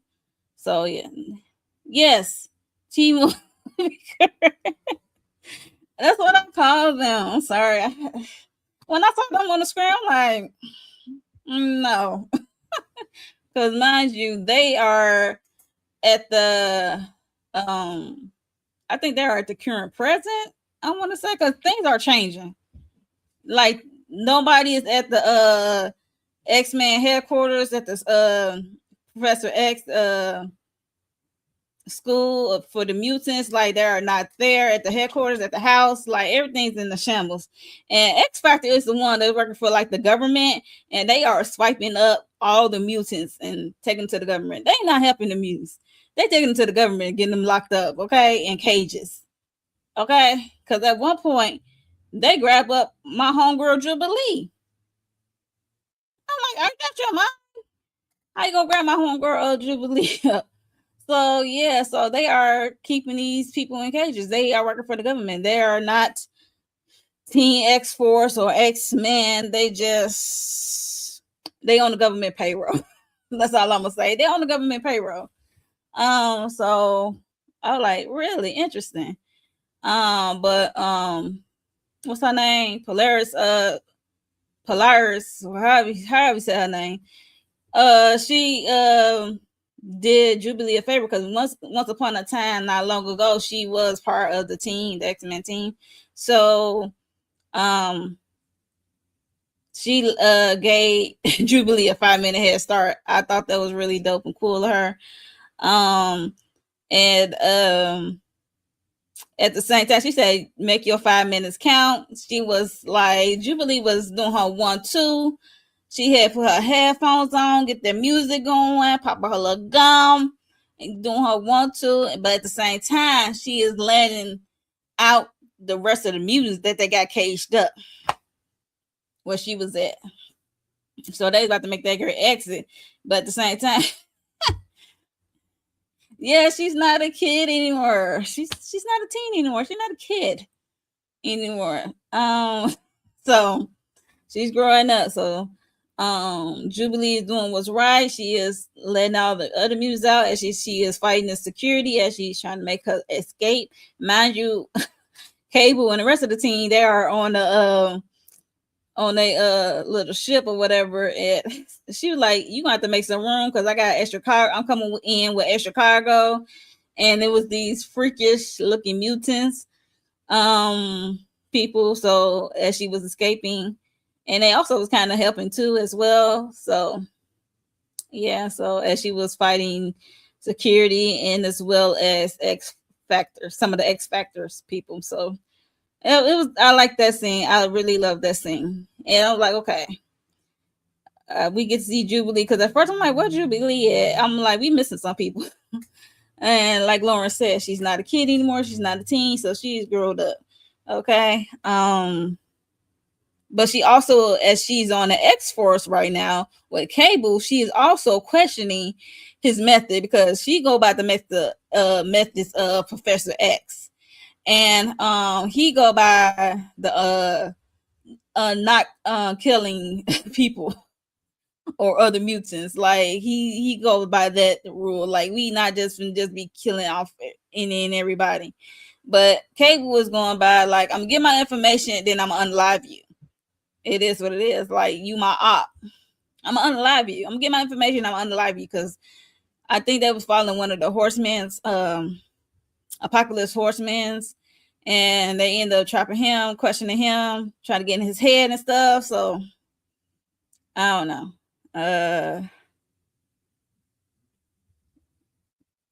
So there's that. I hope I am saying these names right because I'm not used to saying these names. And I hope I said they was on the right team because Polaris is Magneto's daughter, right? And she's on the X Force or the X Factor. I can't remember. I think she's on the X Force. Polaris. I think so. Don't give me. I get them confused. Or is it Cyclops? Because they all go through the minds. Is it Cyclops? Who Team Cyclops is on? I think Cyclops. Now I'm questioning. Is Cyclops on X Force? They on one of them. I am confused in myself. But yeah, I have it down by episode because, like I said, it's a lot of mutants everywhere. Okay, now get back to Apocalypse and stuff. Because mind you, we in the past with Professor X and Magneto, and they trying to get this man on a different path. They're trying to get this man on a different path, and they showing him like, you are not the only X mutant. I mean, the mutant exists in the world in the come near future, like, because they are mutants as well. They just from a different time, and they're trying to get him to see. So they talking about going to the the what they going to the temples, the lost temples. They going to the lost temples and trying to go to the lost temple and see, and that's where power is at. Because mind you, Magneto destroyed the little bracelet thing that Bishop had for them to get back home. And he said, "Okay, we got to go to the." He said, "I'm not. We not. I'm gonna help y'all leave once we help this young man out, Nor out, and trying to figure out his I guess his next trajectory, his path, get him on the right path, I should say." So as they was like walking and traveling on their way to the lost temple, and then they had to set up shop and camp out and outside, and they said, we is not gonna go right now, we want to do that in daytime, so we're gonna take a beat. So they slept for a little bit, and him and Rogue had like a little interaction, Nora, about I guess their life or whatever, and kind of we get a backstory of Nora, how his mom left him in the desert as a baby, and you know how he was raised up as through the years, and how strong he is and strength and stuff like that, and we just see how he came up to be, because he is a killer. um they're just trying to guide him, to change the future. So like I said, at the same time, we get somebody in Professor X head as he's sleeping. He is getting into his Professor X head. Ramatut is getting in Professor X head, and then he said one of his various names. Then he said Kang. I'm like, not Kang. Kang the Conqueror? Okay. So in his head, telling about Nur and his path and the apocalypse of it all. And it basically Kang want the celestial power. Okay. He want the celestial power. And I guess in the temples, from the temples, and yeah, so Kang the Conqueror said like he is gonna always be who he is or whatever, and I guess you can't change him or something like that. So he said, but like I said, Ramata had his own ulterior motives about power of his own. So we see Ramata breaks into the sanctum, warning, like I said, warning Xavier about the rise of apocalypse, and the timelines of it all, and how this X's is the X's lines have the past, present, and the future. And he just said like it cannot be stopped. Basically, whatever apocalypse is gonna do, it cannot be stopped. It is what it is. Like you cannot change it. You can't stop it. What's about to happen. And then Kang ultimately retreat out of the self-preservation where Nura claimed the vessel. So when he claimed the vessel, and Kang the Conqueror or Ramatut chuck up the deuces and left. He left. Because when Nura got to the temples, like he saw on the walls of his path, and he saw how his life was supposed to be, and they trying to change that, and he didn't like that. He like, my life is already written out and what I'm supposed to come. Like you said, I could choose my own path or whatever. He said I chose this, and then he started getting mad. Bishop tried. He got knocked down. Xavier got thrown out his chair, like for real. And yeah. And Nura was mad. So he claimed his power. He did what he's supposed to do. He choosing his own path. Path of destruction. Path of destruction, and saying like how he is a god. And yeah, he gonna be the only one left. Okay. He was the only one they're gonna be remaining for us, the mutant. Okay, so he was the first X-Mutant. So they trying to change it. They failed in the past. With Nur. Yeah, so child. Child. See, this is Ramatut, aka Kane the Conqueror.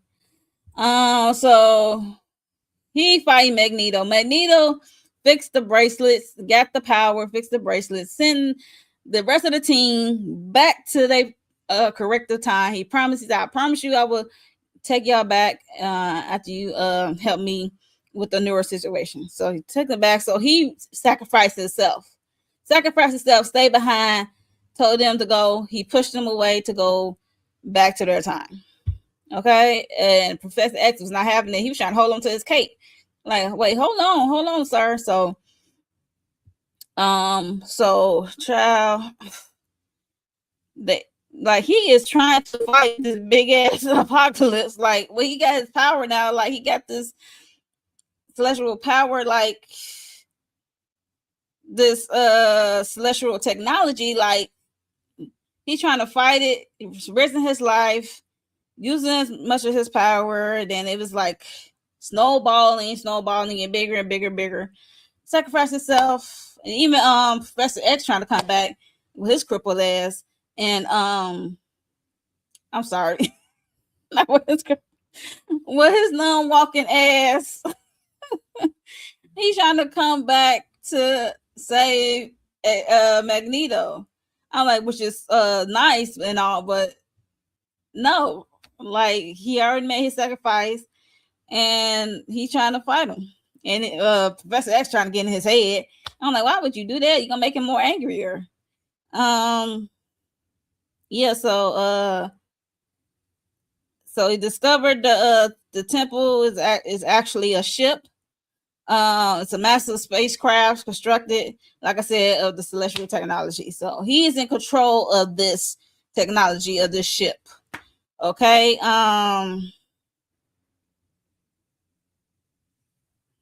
So he said at first the first person he was looking for was Ramatut. He said he was going to catch his wrath first, but Magneto is the one who gets the wrath first. He interfered. He's trying to stop him and stuff. And then, like I said, Professor S trying to come in and help him. And child, it was like I said, it was snowball effect. It was getting out of control. It was like a earthquake because the other people had felt it. They were like, oh, the people, the townspeople, they felt it too. And then it was this big kaboom, and child, Magneto was wiped out. He barely can move. And then when he picked up Magneto and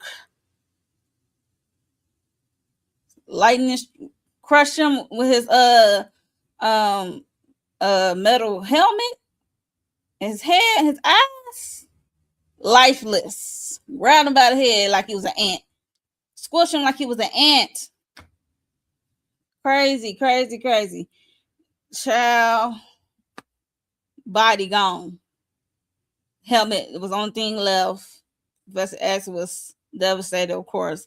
And then Bishop had come back for Professor X. So, child, it is what it is. So that's basically episode 4. And I just went through some of the main parts that I wanted to go through. Like I said, they introduced Ramatut, Kane the Conqueror, however you want to call him. X-Force, X-Factor. Some of these people, I got to remember who on what team, because I get these names mixed up for real. And their powers kind of similar in some kind of way. Some of them at least. Yeah, but episode 4, I don't think we got any Cable. It was mostly focused on the past with the Professor X, Magneto, Bishop, and them, and Sabanur. So yeah, yeah, and and it was like for episode 1, it was just basically to give Nathan Cable to get on his path that his destiny. He supposed to ride his destiny, taking down Apocalypse. That's his destiny to do that. So we're gonna see how that turned out. But we did get a post mid post credit scene, I think. Yeah, mid credit scene. This was a new mission. Actually, it was a new mission. We see Wolverine, and we also see Captain America, as well as Black Widow. Giving him a folder star titled Weapon X. Okay. Said they ain't see each other in 50 years. I said, say what now? So like I said, it was the black clad Logan Wolverine. So this was the Wolverine dealing with the I guess the bone claw after Magneto ripped out his adamantium in season 1. Yeah, and yeah, he did. Then we see, like I said, meet Black Widow and Captain America on the rooftop, having this top secret file. He's talking about he gonna bring the old band back together. So we're gonna see what happened on this new mission. Yeah, I enjoy episodes 1 through 4, and I can't wait to see what this new mission is gonna entail. It's called Weapon X. Y'all let me know what y'all thoughts on what that's going to be. And will we see what's his name? Gambit. Will we see another form of Gambit? Yeah, and I can't wait to see Cable and them back into the fold. We're gonna see what they was doing. So yeah, let me know your thoughts on Xmen 97 episodes 1 to 4. Did I miss anything? I know I missed some things, but you know, I just want to talk about the main things that stood out to me. But yeah, so yeah, let me know your thoughts on it, and what you think is about to come in episode 5 with this Weapon X. Like, let me know your thoughts, like your predictions or what have you about what's to come, I should say, on Xmen 97 season 2 episode 5 and beyond. So yeah, so that's it. I'll see y'all for episode 5. Okay.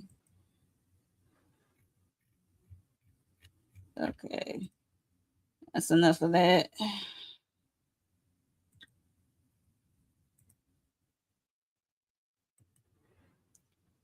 That's the last thing I'm gonna talk about, this Raising Kanan. This is my last topic for the night. Raising Kanan. Did y'all enjoy Raising Kanan? Did y'all enjoy the Raising Kanan of it all? What was it, season 5? What was it, episode 5? So we have a break, y'all. Is it 1 week break or 2 week break? It's a break. I didn't know it was a break. Okay.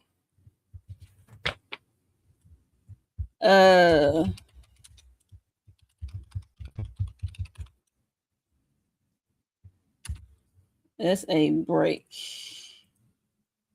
Change this damn color.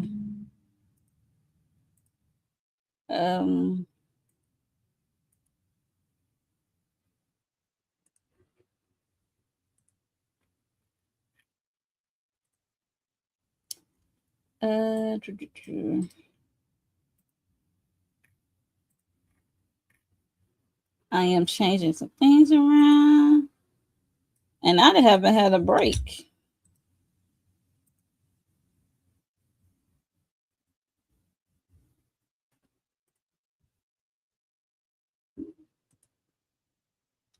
Yes, Raising Kanan. Did y'all enjoy Raising Kanan episode 5? Did y'all enjoy the ass whooping heard around the world? Let your girl know. Let your girl know. Because I know I did. Because he had this ass whooping coming for a long time. I just hate how the ass whooping came about. Okay? I really did. I really hate how the ass whooping came about. Yeah, and Rock, you is not off the hook, honey. You is not off the hook for how you set that up. I did not like it. Um, yeah, so raising Kanan of it all. Before we get to the ass whooping, I'm just I don't like how Breeze and Kanan trying to come together. I don't like Breeze is manipulating Kanan like his mom does, and I hope he pick up on it because what the hell? Hold on, let me pull up. Oh, wrong one. Hold on for a second.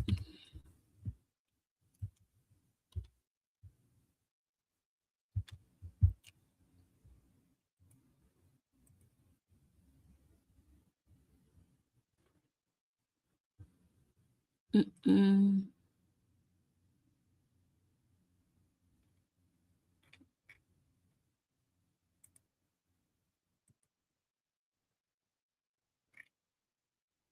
Okay, trying to pull it up. Uh-oh. Let's see if I can share my screen. Trying to pull it up.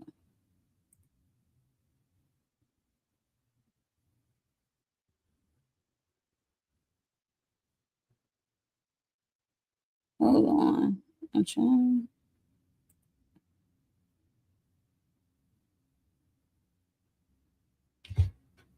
Oh, what the? Okay.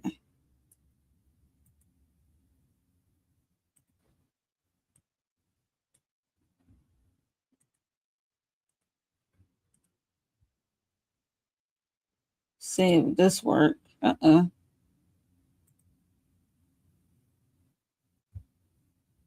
Share screen.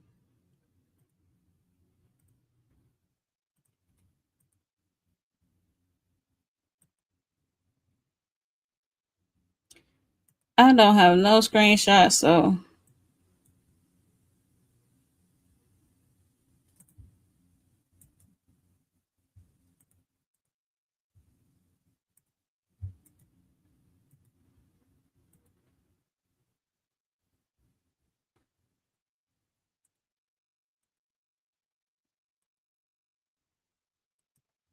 I'm trying to remember what the hell happened. So hold on.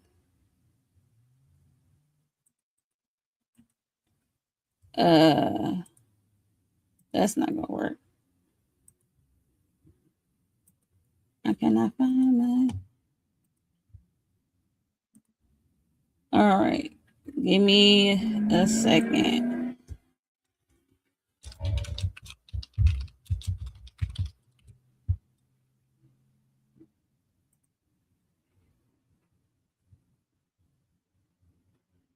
Cause I will.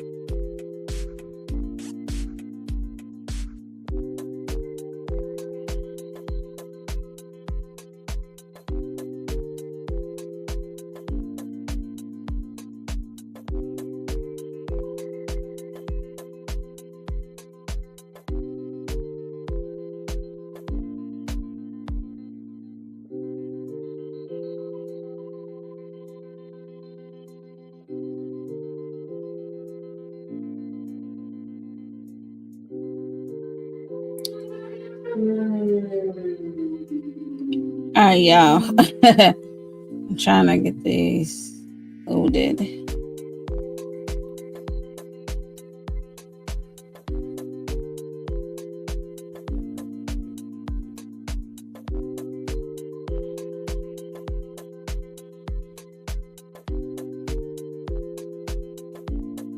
Trying to get these pictures loaded.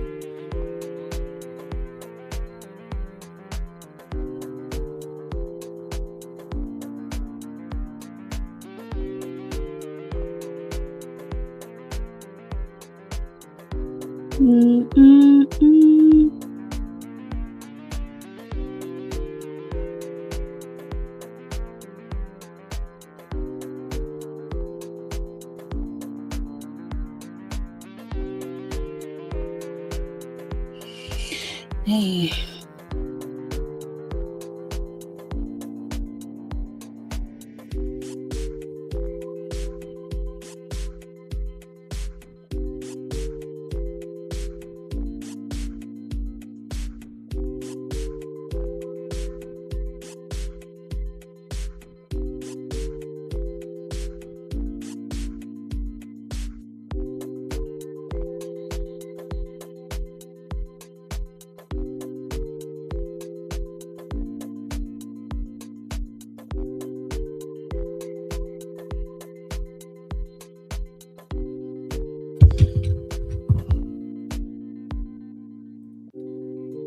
Okay.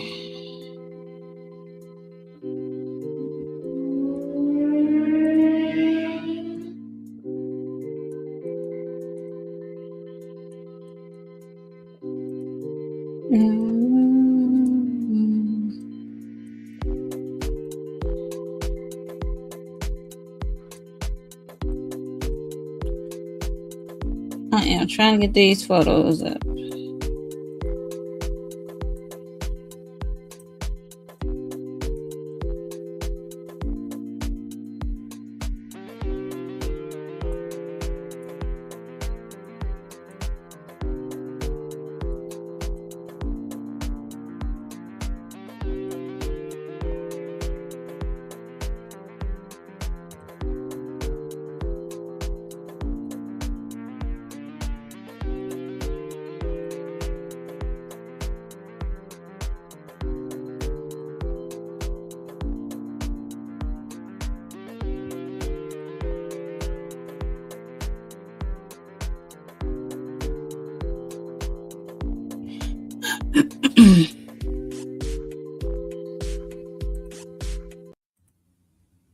Okay, that's enough of that dang on music. Had to find do a quick little screenshot. Sorry for the delay.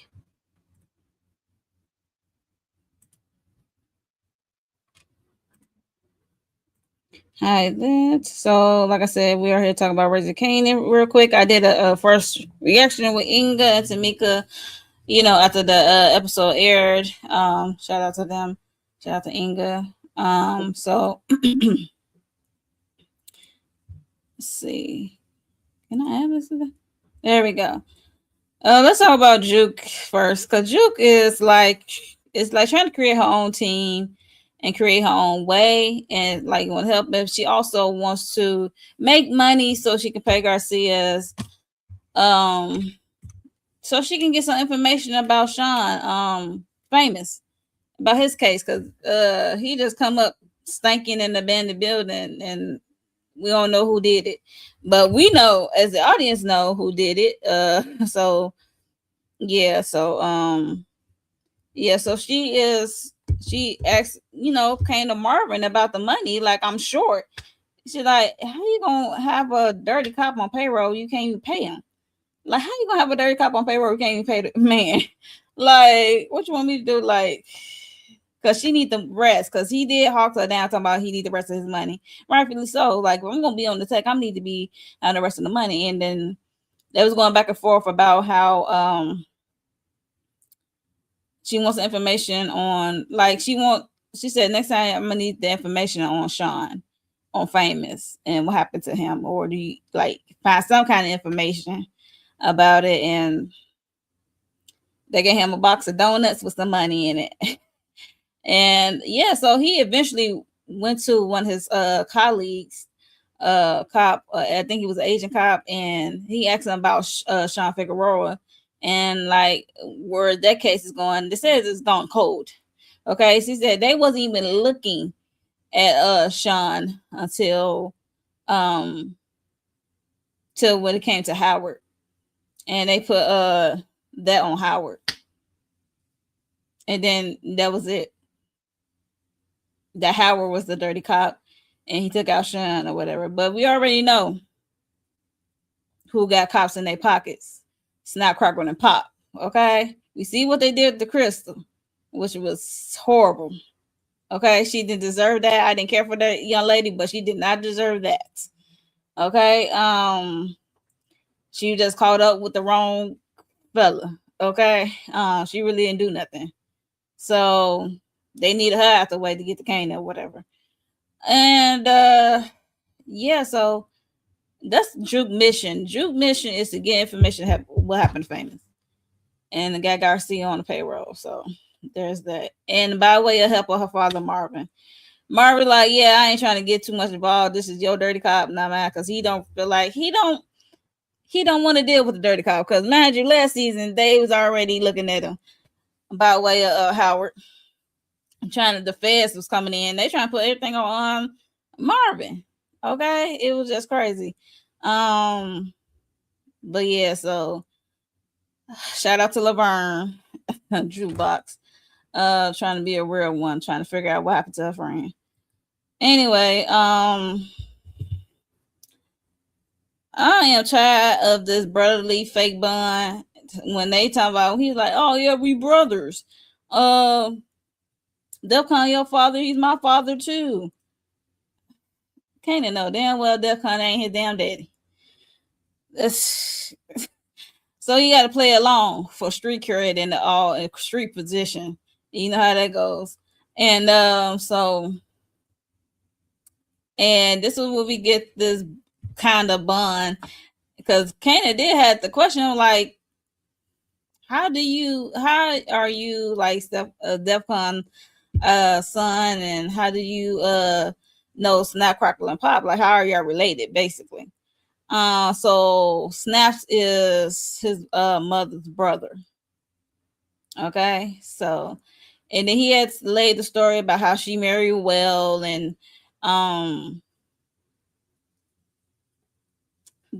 she married well, then she moved on or something, I guess, changed it with last name, something. She married well. Okay, his mom moved on and married well, and you know, they bonded, and he was just low-key telling Kanan about his mom the whole time, like how she moves and what she did, and how she unalived Defcon, their father, and Kanan looking like, yeah, that was rumored. That was rumored. He said, I heard the rumors. She's like, how you gonna tell me about my mom, how she operates? Like personal business is personal business. Like, how you gonna tell me about my mom? Because I'm like, I'm gonna need Kanan like to really peep like how he's like low-key manipulating you and getting into your mind and stuff like that. And yeah, so I'm tired of this little brotherly bond, because we know it ain't real. We know damn well Defcon ain't never one of them fathers. I mean, maybe Breeze, but I don't know how that to be true, because Rock said in season 1 or 2 that Defcon was lefty. He was left-handed. Okay. And this rumor about Rock unaliving Defcon, I do not believe it. I really look. I 90% don't believe that Rock took out Defcon. No, at least 80% she didn't take out Defcon. But I think it's more on Snap, Crackle, and Pop that took out, because they see what they did. They did Crystal and the way they did Fame, and I wouldn't be surprised if they was behind the Defcon death of it all. But I thought they said he died in jail. But you know, people still can get clipped in jail. All you gotta do is put a word in. But the only one who probably had connection at the time will be Snapcrackle the Pop because we see who they got on their payroll. They got like they know a lot of people. Okay. They basically just like to get stuff in motion and see how they chess pieces move on the board. They kind of control how the chess pieces move on the board. So yeah, I wouldn't put it past me that they want to take out DEFCON because according to Breeze that they love that DEFCON to death, and they couldn't believe that Rock took them out, and that's why they pissed at her. I'm like, it gotta be something deeper than DEFCON ass, okay? Why they hate Rock so much? They probably hate it because she maneuver her way up the rank to this queen pin. Because DEFCON, when we got introduced to Rock, DEFCON, we never saw DEFCON. We only saw High Post. So she was with High Post when the series began. So we see how she maneuver and climbs in this world of men, this game of men. So she's a female. So I can't wait till Snapcrackle and Pop get theirs. That's all I'm gonna say. But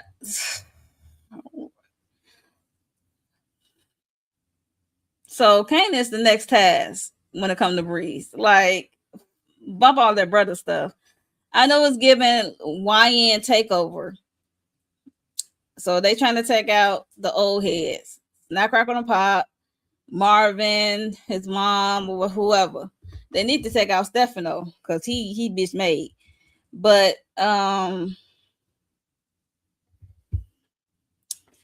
she is Elijah Thomas's daughter. Yes. Hello, Balance Connected 101. Yes. So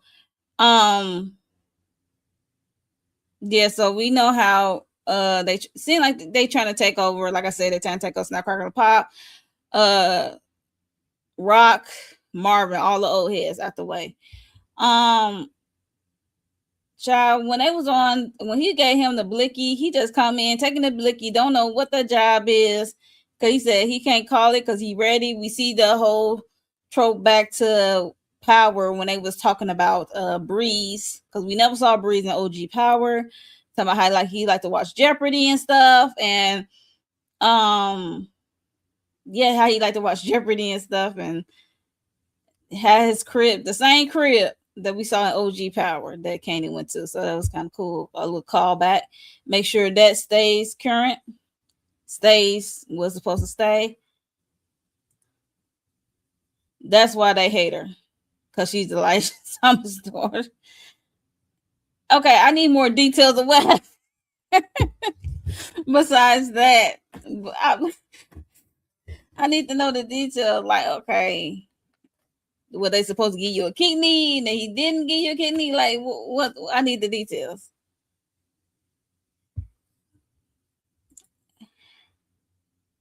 I don't know what Joyce was the drug head.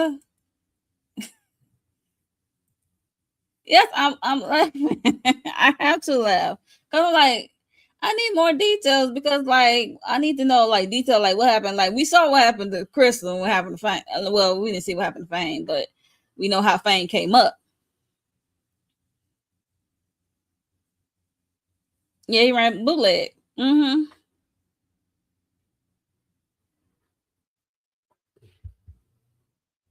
So they must have had a deal and something went wrong. That's what you're trying to say?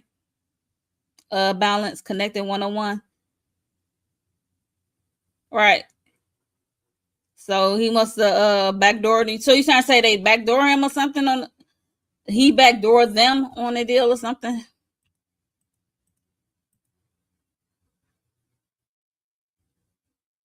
How Crystal seen is death seen as a lie? So she's still alive? Is she still alive? Something happened. What happened? Something happened. What happened? Oh. So okay, unalive themselves like Bert. That what you saying? Okay.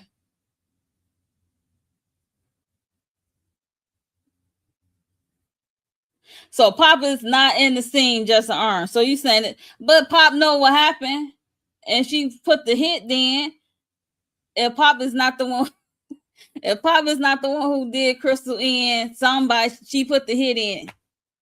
So it is Pop. It's on Pop. She was in the room.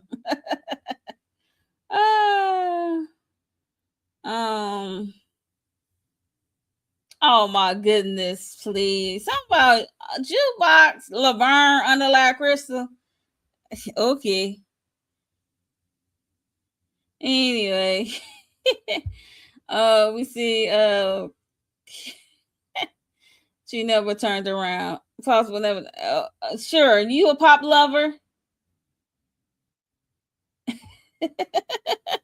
Okay. So imagine miraculously Pop disappeared out the room and Drew came in and unlocked Crystal. We shall see balance connected 101. We shall see. But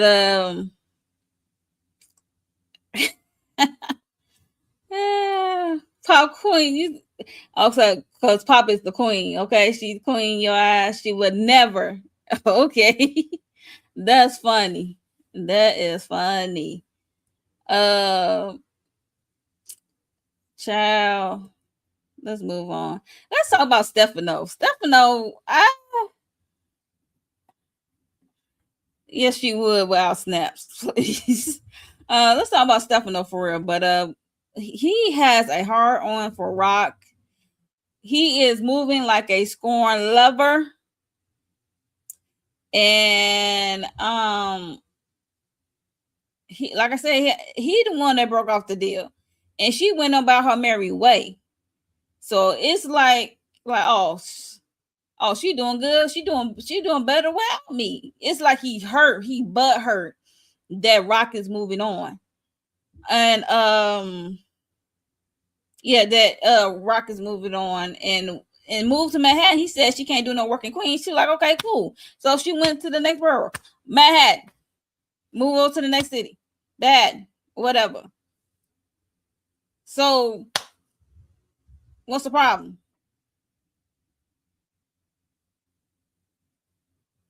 Move over to the next town, Manhattan. Like, what's the problem?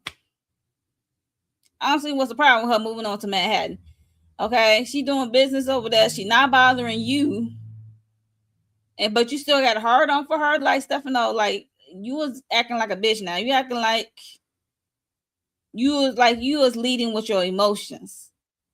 I'm like, damn, what? Before she even tried to attempt to unalive you, what did Rock really do to you to be this butthurt? She said, okay, our business is done. Cool. You don't want to deal with me no more. I'm moving on. Like, why? Like, why? Why are you so hurt? Like, she has moved on. And mind you, you're the one who was trying to, at one point last season, play Marvin against his sister. You were trying to put Marvin in Rock position. And Marvin's like we can do this little side hustle business, but I'm not trying to overstep my sister. He let that be known. Okay. So yeah, move on. I'm gonna need Stefano to move on. And even Pino, like, she paid her rent here. I like how he says my tenant, she over here paying her rent on time. Okay. Not a check bounced. So she paying her rent on time over here. So if she owe any back rent over there, that's your business. I asked her, did she trying to unalive you? She said no. And then he was like, he lying. He was like, how do you know she lying? Because I talked to the he said I talked to the hitters myself, the dumb hitters from Memphis. And he was like, are they still alive with us to say this? Pino is funny. But it was at one point I thought Pino was gonna take out Stefano. I ain't gonna hold you because it played some eerie music, ominous music. Because he stood up and stuff like that. So look how Stefano looking. He's not looking his best. Mind you, he is recovering from getting shanked. But still, he's not looking his best. It's like letting this Rock stuff get to him. And Yeah, that's unfortunate. But yeah, but he need to move on. He is dealing with Kanan, Snap Crackle and Pop and Breeze. Okay? He's dealing with them, let them be. Okay? But I like how Pino came to him. And I can see Pino taking him out. I ain't gonna hold you because he is starting to get irritated. Irritating to me because he started getting on my damn nerves. And we also see a scene with Pino talking to Rock, asking her did she trying to unalive Stefano. Of course she lying. And he don't believe her. Like this dude don't even know her that long, but he already knows she lying. He knows she lying. And he asked about her son. Like actually, basically asking about her parenting because she said my son worked with Stefano in Queens and that's their business. I ain't got nothing to do with it. You know how Rock talk. What they do, that's their business. So yeah, but the business are conflicting, like messing with one another. Like you shooting up their corners and then Kanan retaliating and taking one of the Johns out that you used through Flossie that's pushing this drug. Like y'all are going back and forth, tit for tat, being petty towards one another, and it's affecting both of y'all business. And you messing with your landlord's. You don't want to mess with the landlord's payment of it all because you still gonna have to pay rent, no matter what the circumstances happen. Like you still gonna have to pay rent. So so he asked about, like I said, testing about her parenting of Kanan. Like it's okay to have a heavy hand. Okay, because this boy, even though he's 17, he doing grown man things. So you don't have to like heavy hand. Like you don't treat him like a grown man. Like you don't treat him like a stranger on the street because he is messing with your business. Mind you, he had one of the Johns overdose, got one of the hookers scared. Flossie don't want that kind of dealings with her business. And yeah, like I said, they're going back and forth with the tip of it all. And they just took out Joaquin this episode. Like even Joaquin says she's messy, and she's messy, and she don't have no boundaries. She really don't. She really don't have no boundaries. I don't understand why she is, because mind you, this season she messed with Kanan first, up them shooting up them corners because they took unique corners and over there. So when he was out of there, so he dipped out of town. They took unique corners. She's the one that made the first move of shooting up the corners, but make sure nobody got hurt. So that's messing with the making that corner hot. So that's kind of messing with them. And then Kanan retaliated against her ass about the John overdosing and stuff. So yeah, I don't understand what's this beef. Like is she butthurt that Kanan is like not under her thumb anymore, and he is working with Stefano and decided to work with Snapcracker and the Pop. So she gonna mess with him. And if Kanan is pissed at how his mom always, in his eyes, always lying to him about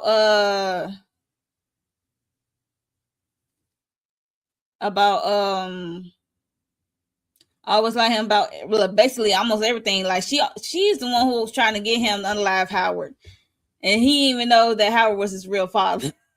So she do have a lying problem, but most of the time she be protecting his ass. So yeah, no.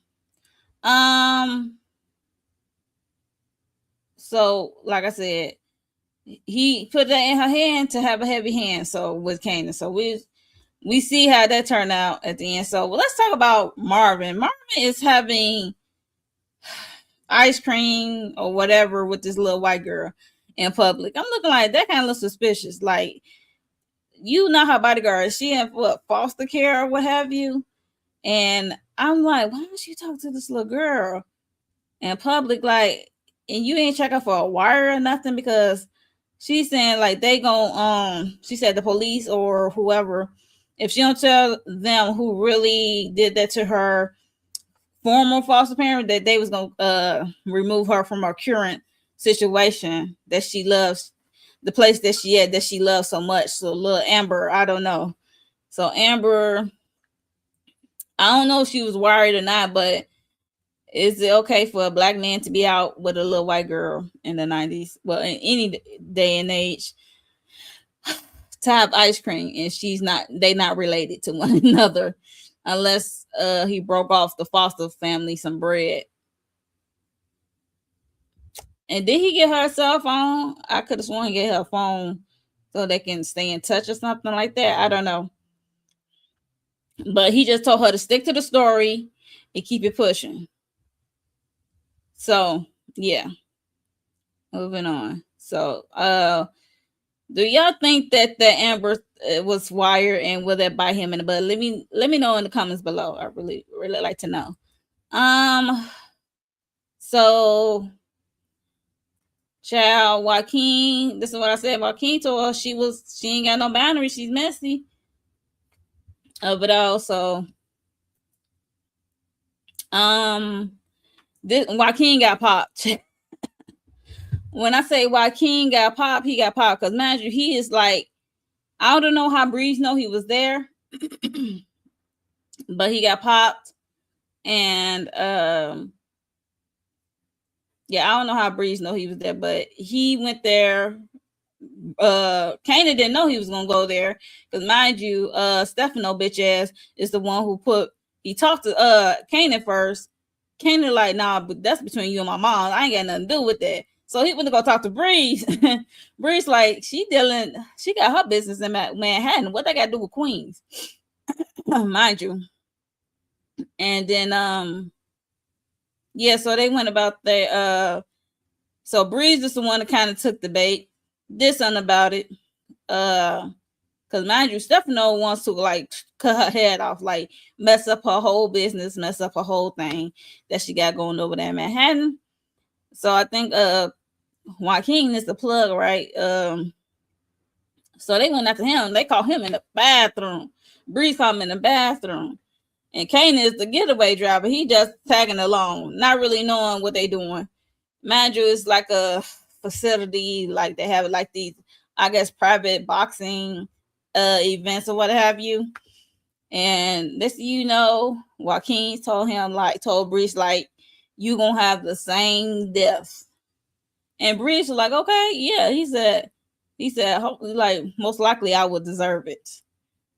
When he said that, most likely I would deserve this death. So Breeze already know what the time it is. So lights out for Joaquin. Next thing you know, his people come out busting. We see Breeze running.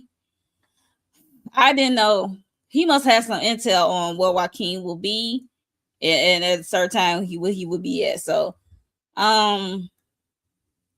because I'm like, how you automatically know where he gonna be at? So, they busting his piece of busting. So I'm like, did he say Kanan name? Did he see his face? Like, I don't know, because they gonna run it back probably to Rock and her people. So we shall see, see what come of that. Excuse me. Yeah, we're gonna see what come of that. And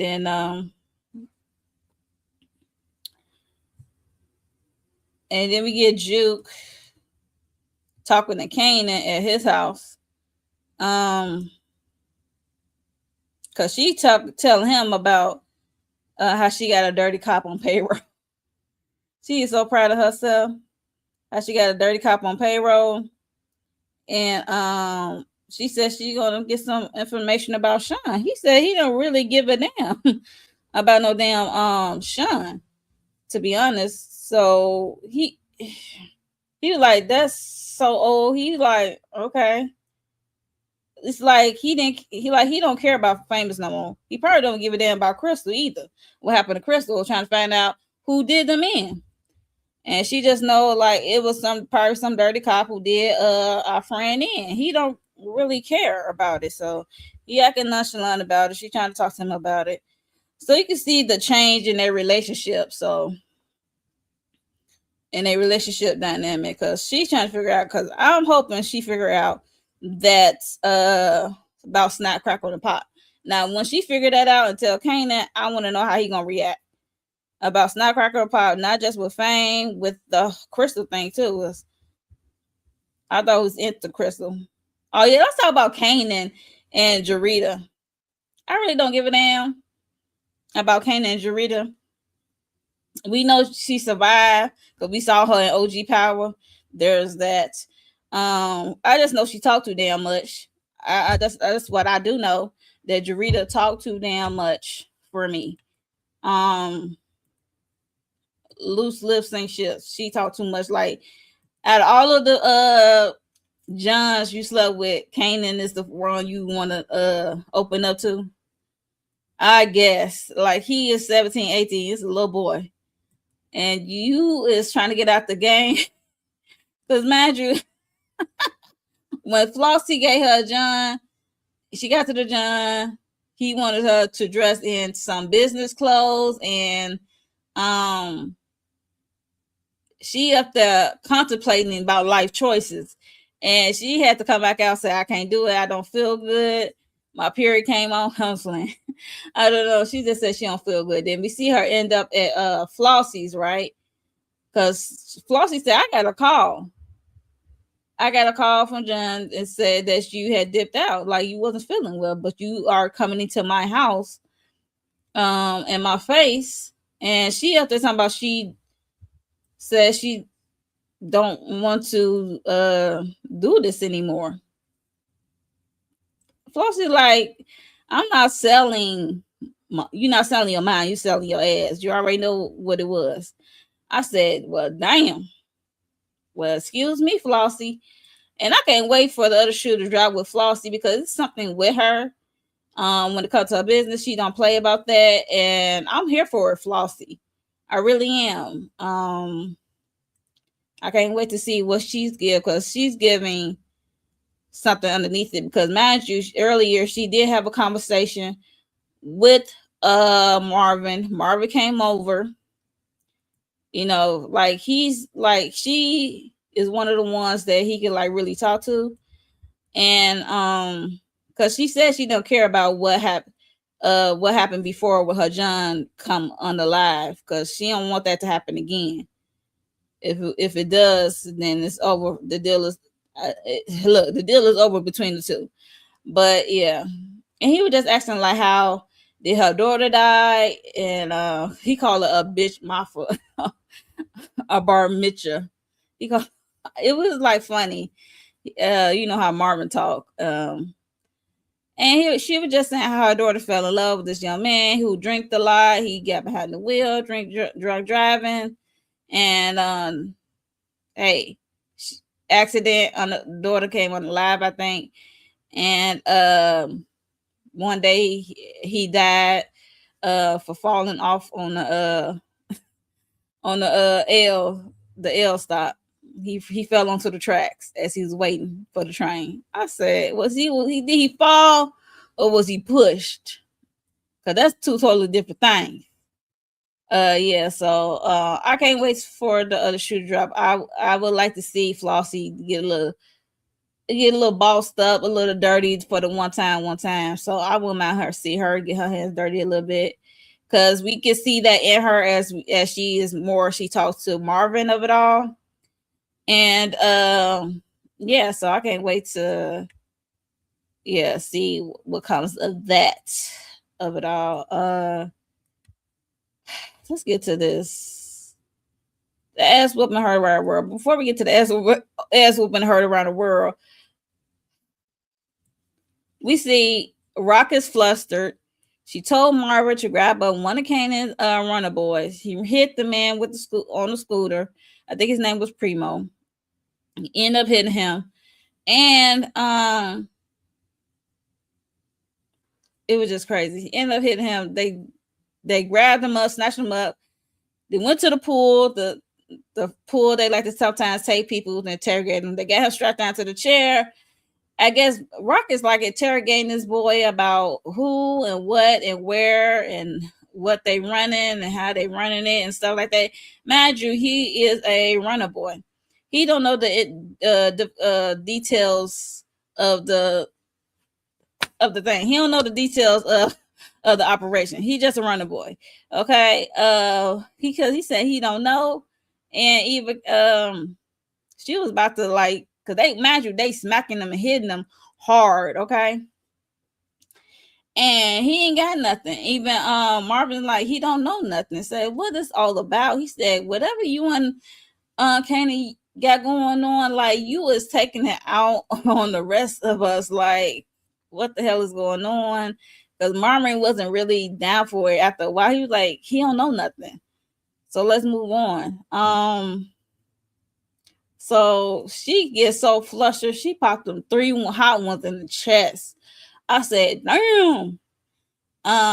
So Marvin, like, what the hell are you doing? He was so mad and pissed, and Rock didn't know what to do because she was so flustered. She trying to do this heavy-handed parenting that Pino suggested. And yeah, so she let it out that Kanan is the one who put down Uncle Lou, our brother. And she is so manipulative. She just pulled it out the bag because she been knew this as soon as it happened. She been knew this, and she happened so blurted out because she's mad, pissed with Kanan, or Kanan probably embarrassing her in these streets because it seemed like Kanan is like one upping her or embarrassing her about how she run her business. Child, I guess, but let's just say Marvin went over to visit Kanan as Juke was there. We glad Juke was there. Well, Juke had to be there because we need Kanan to survive.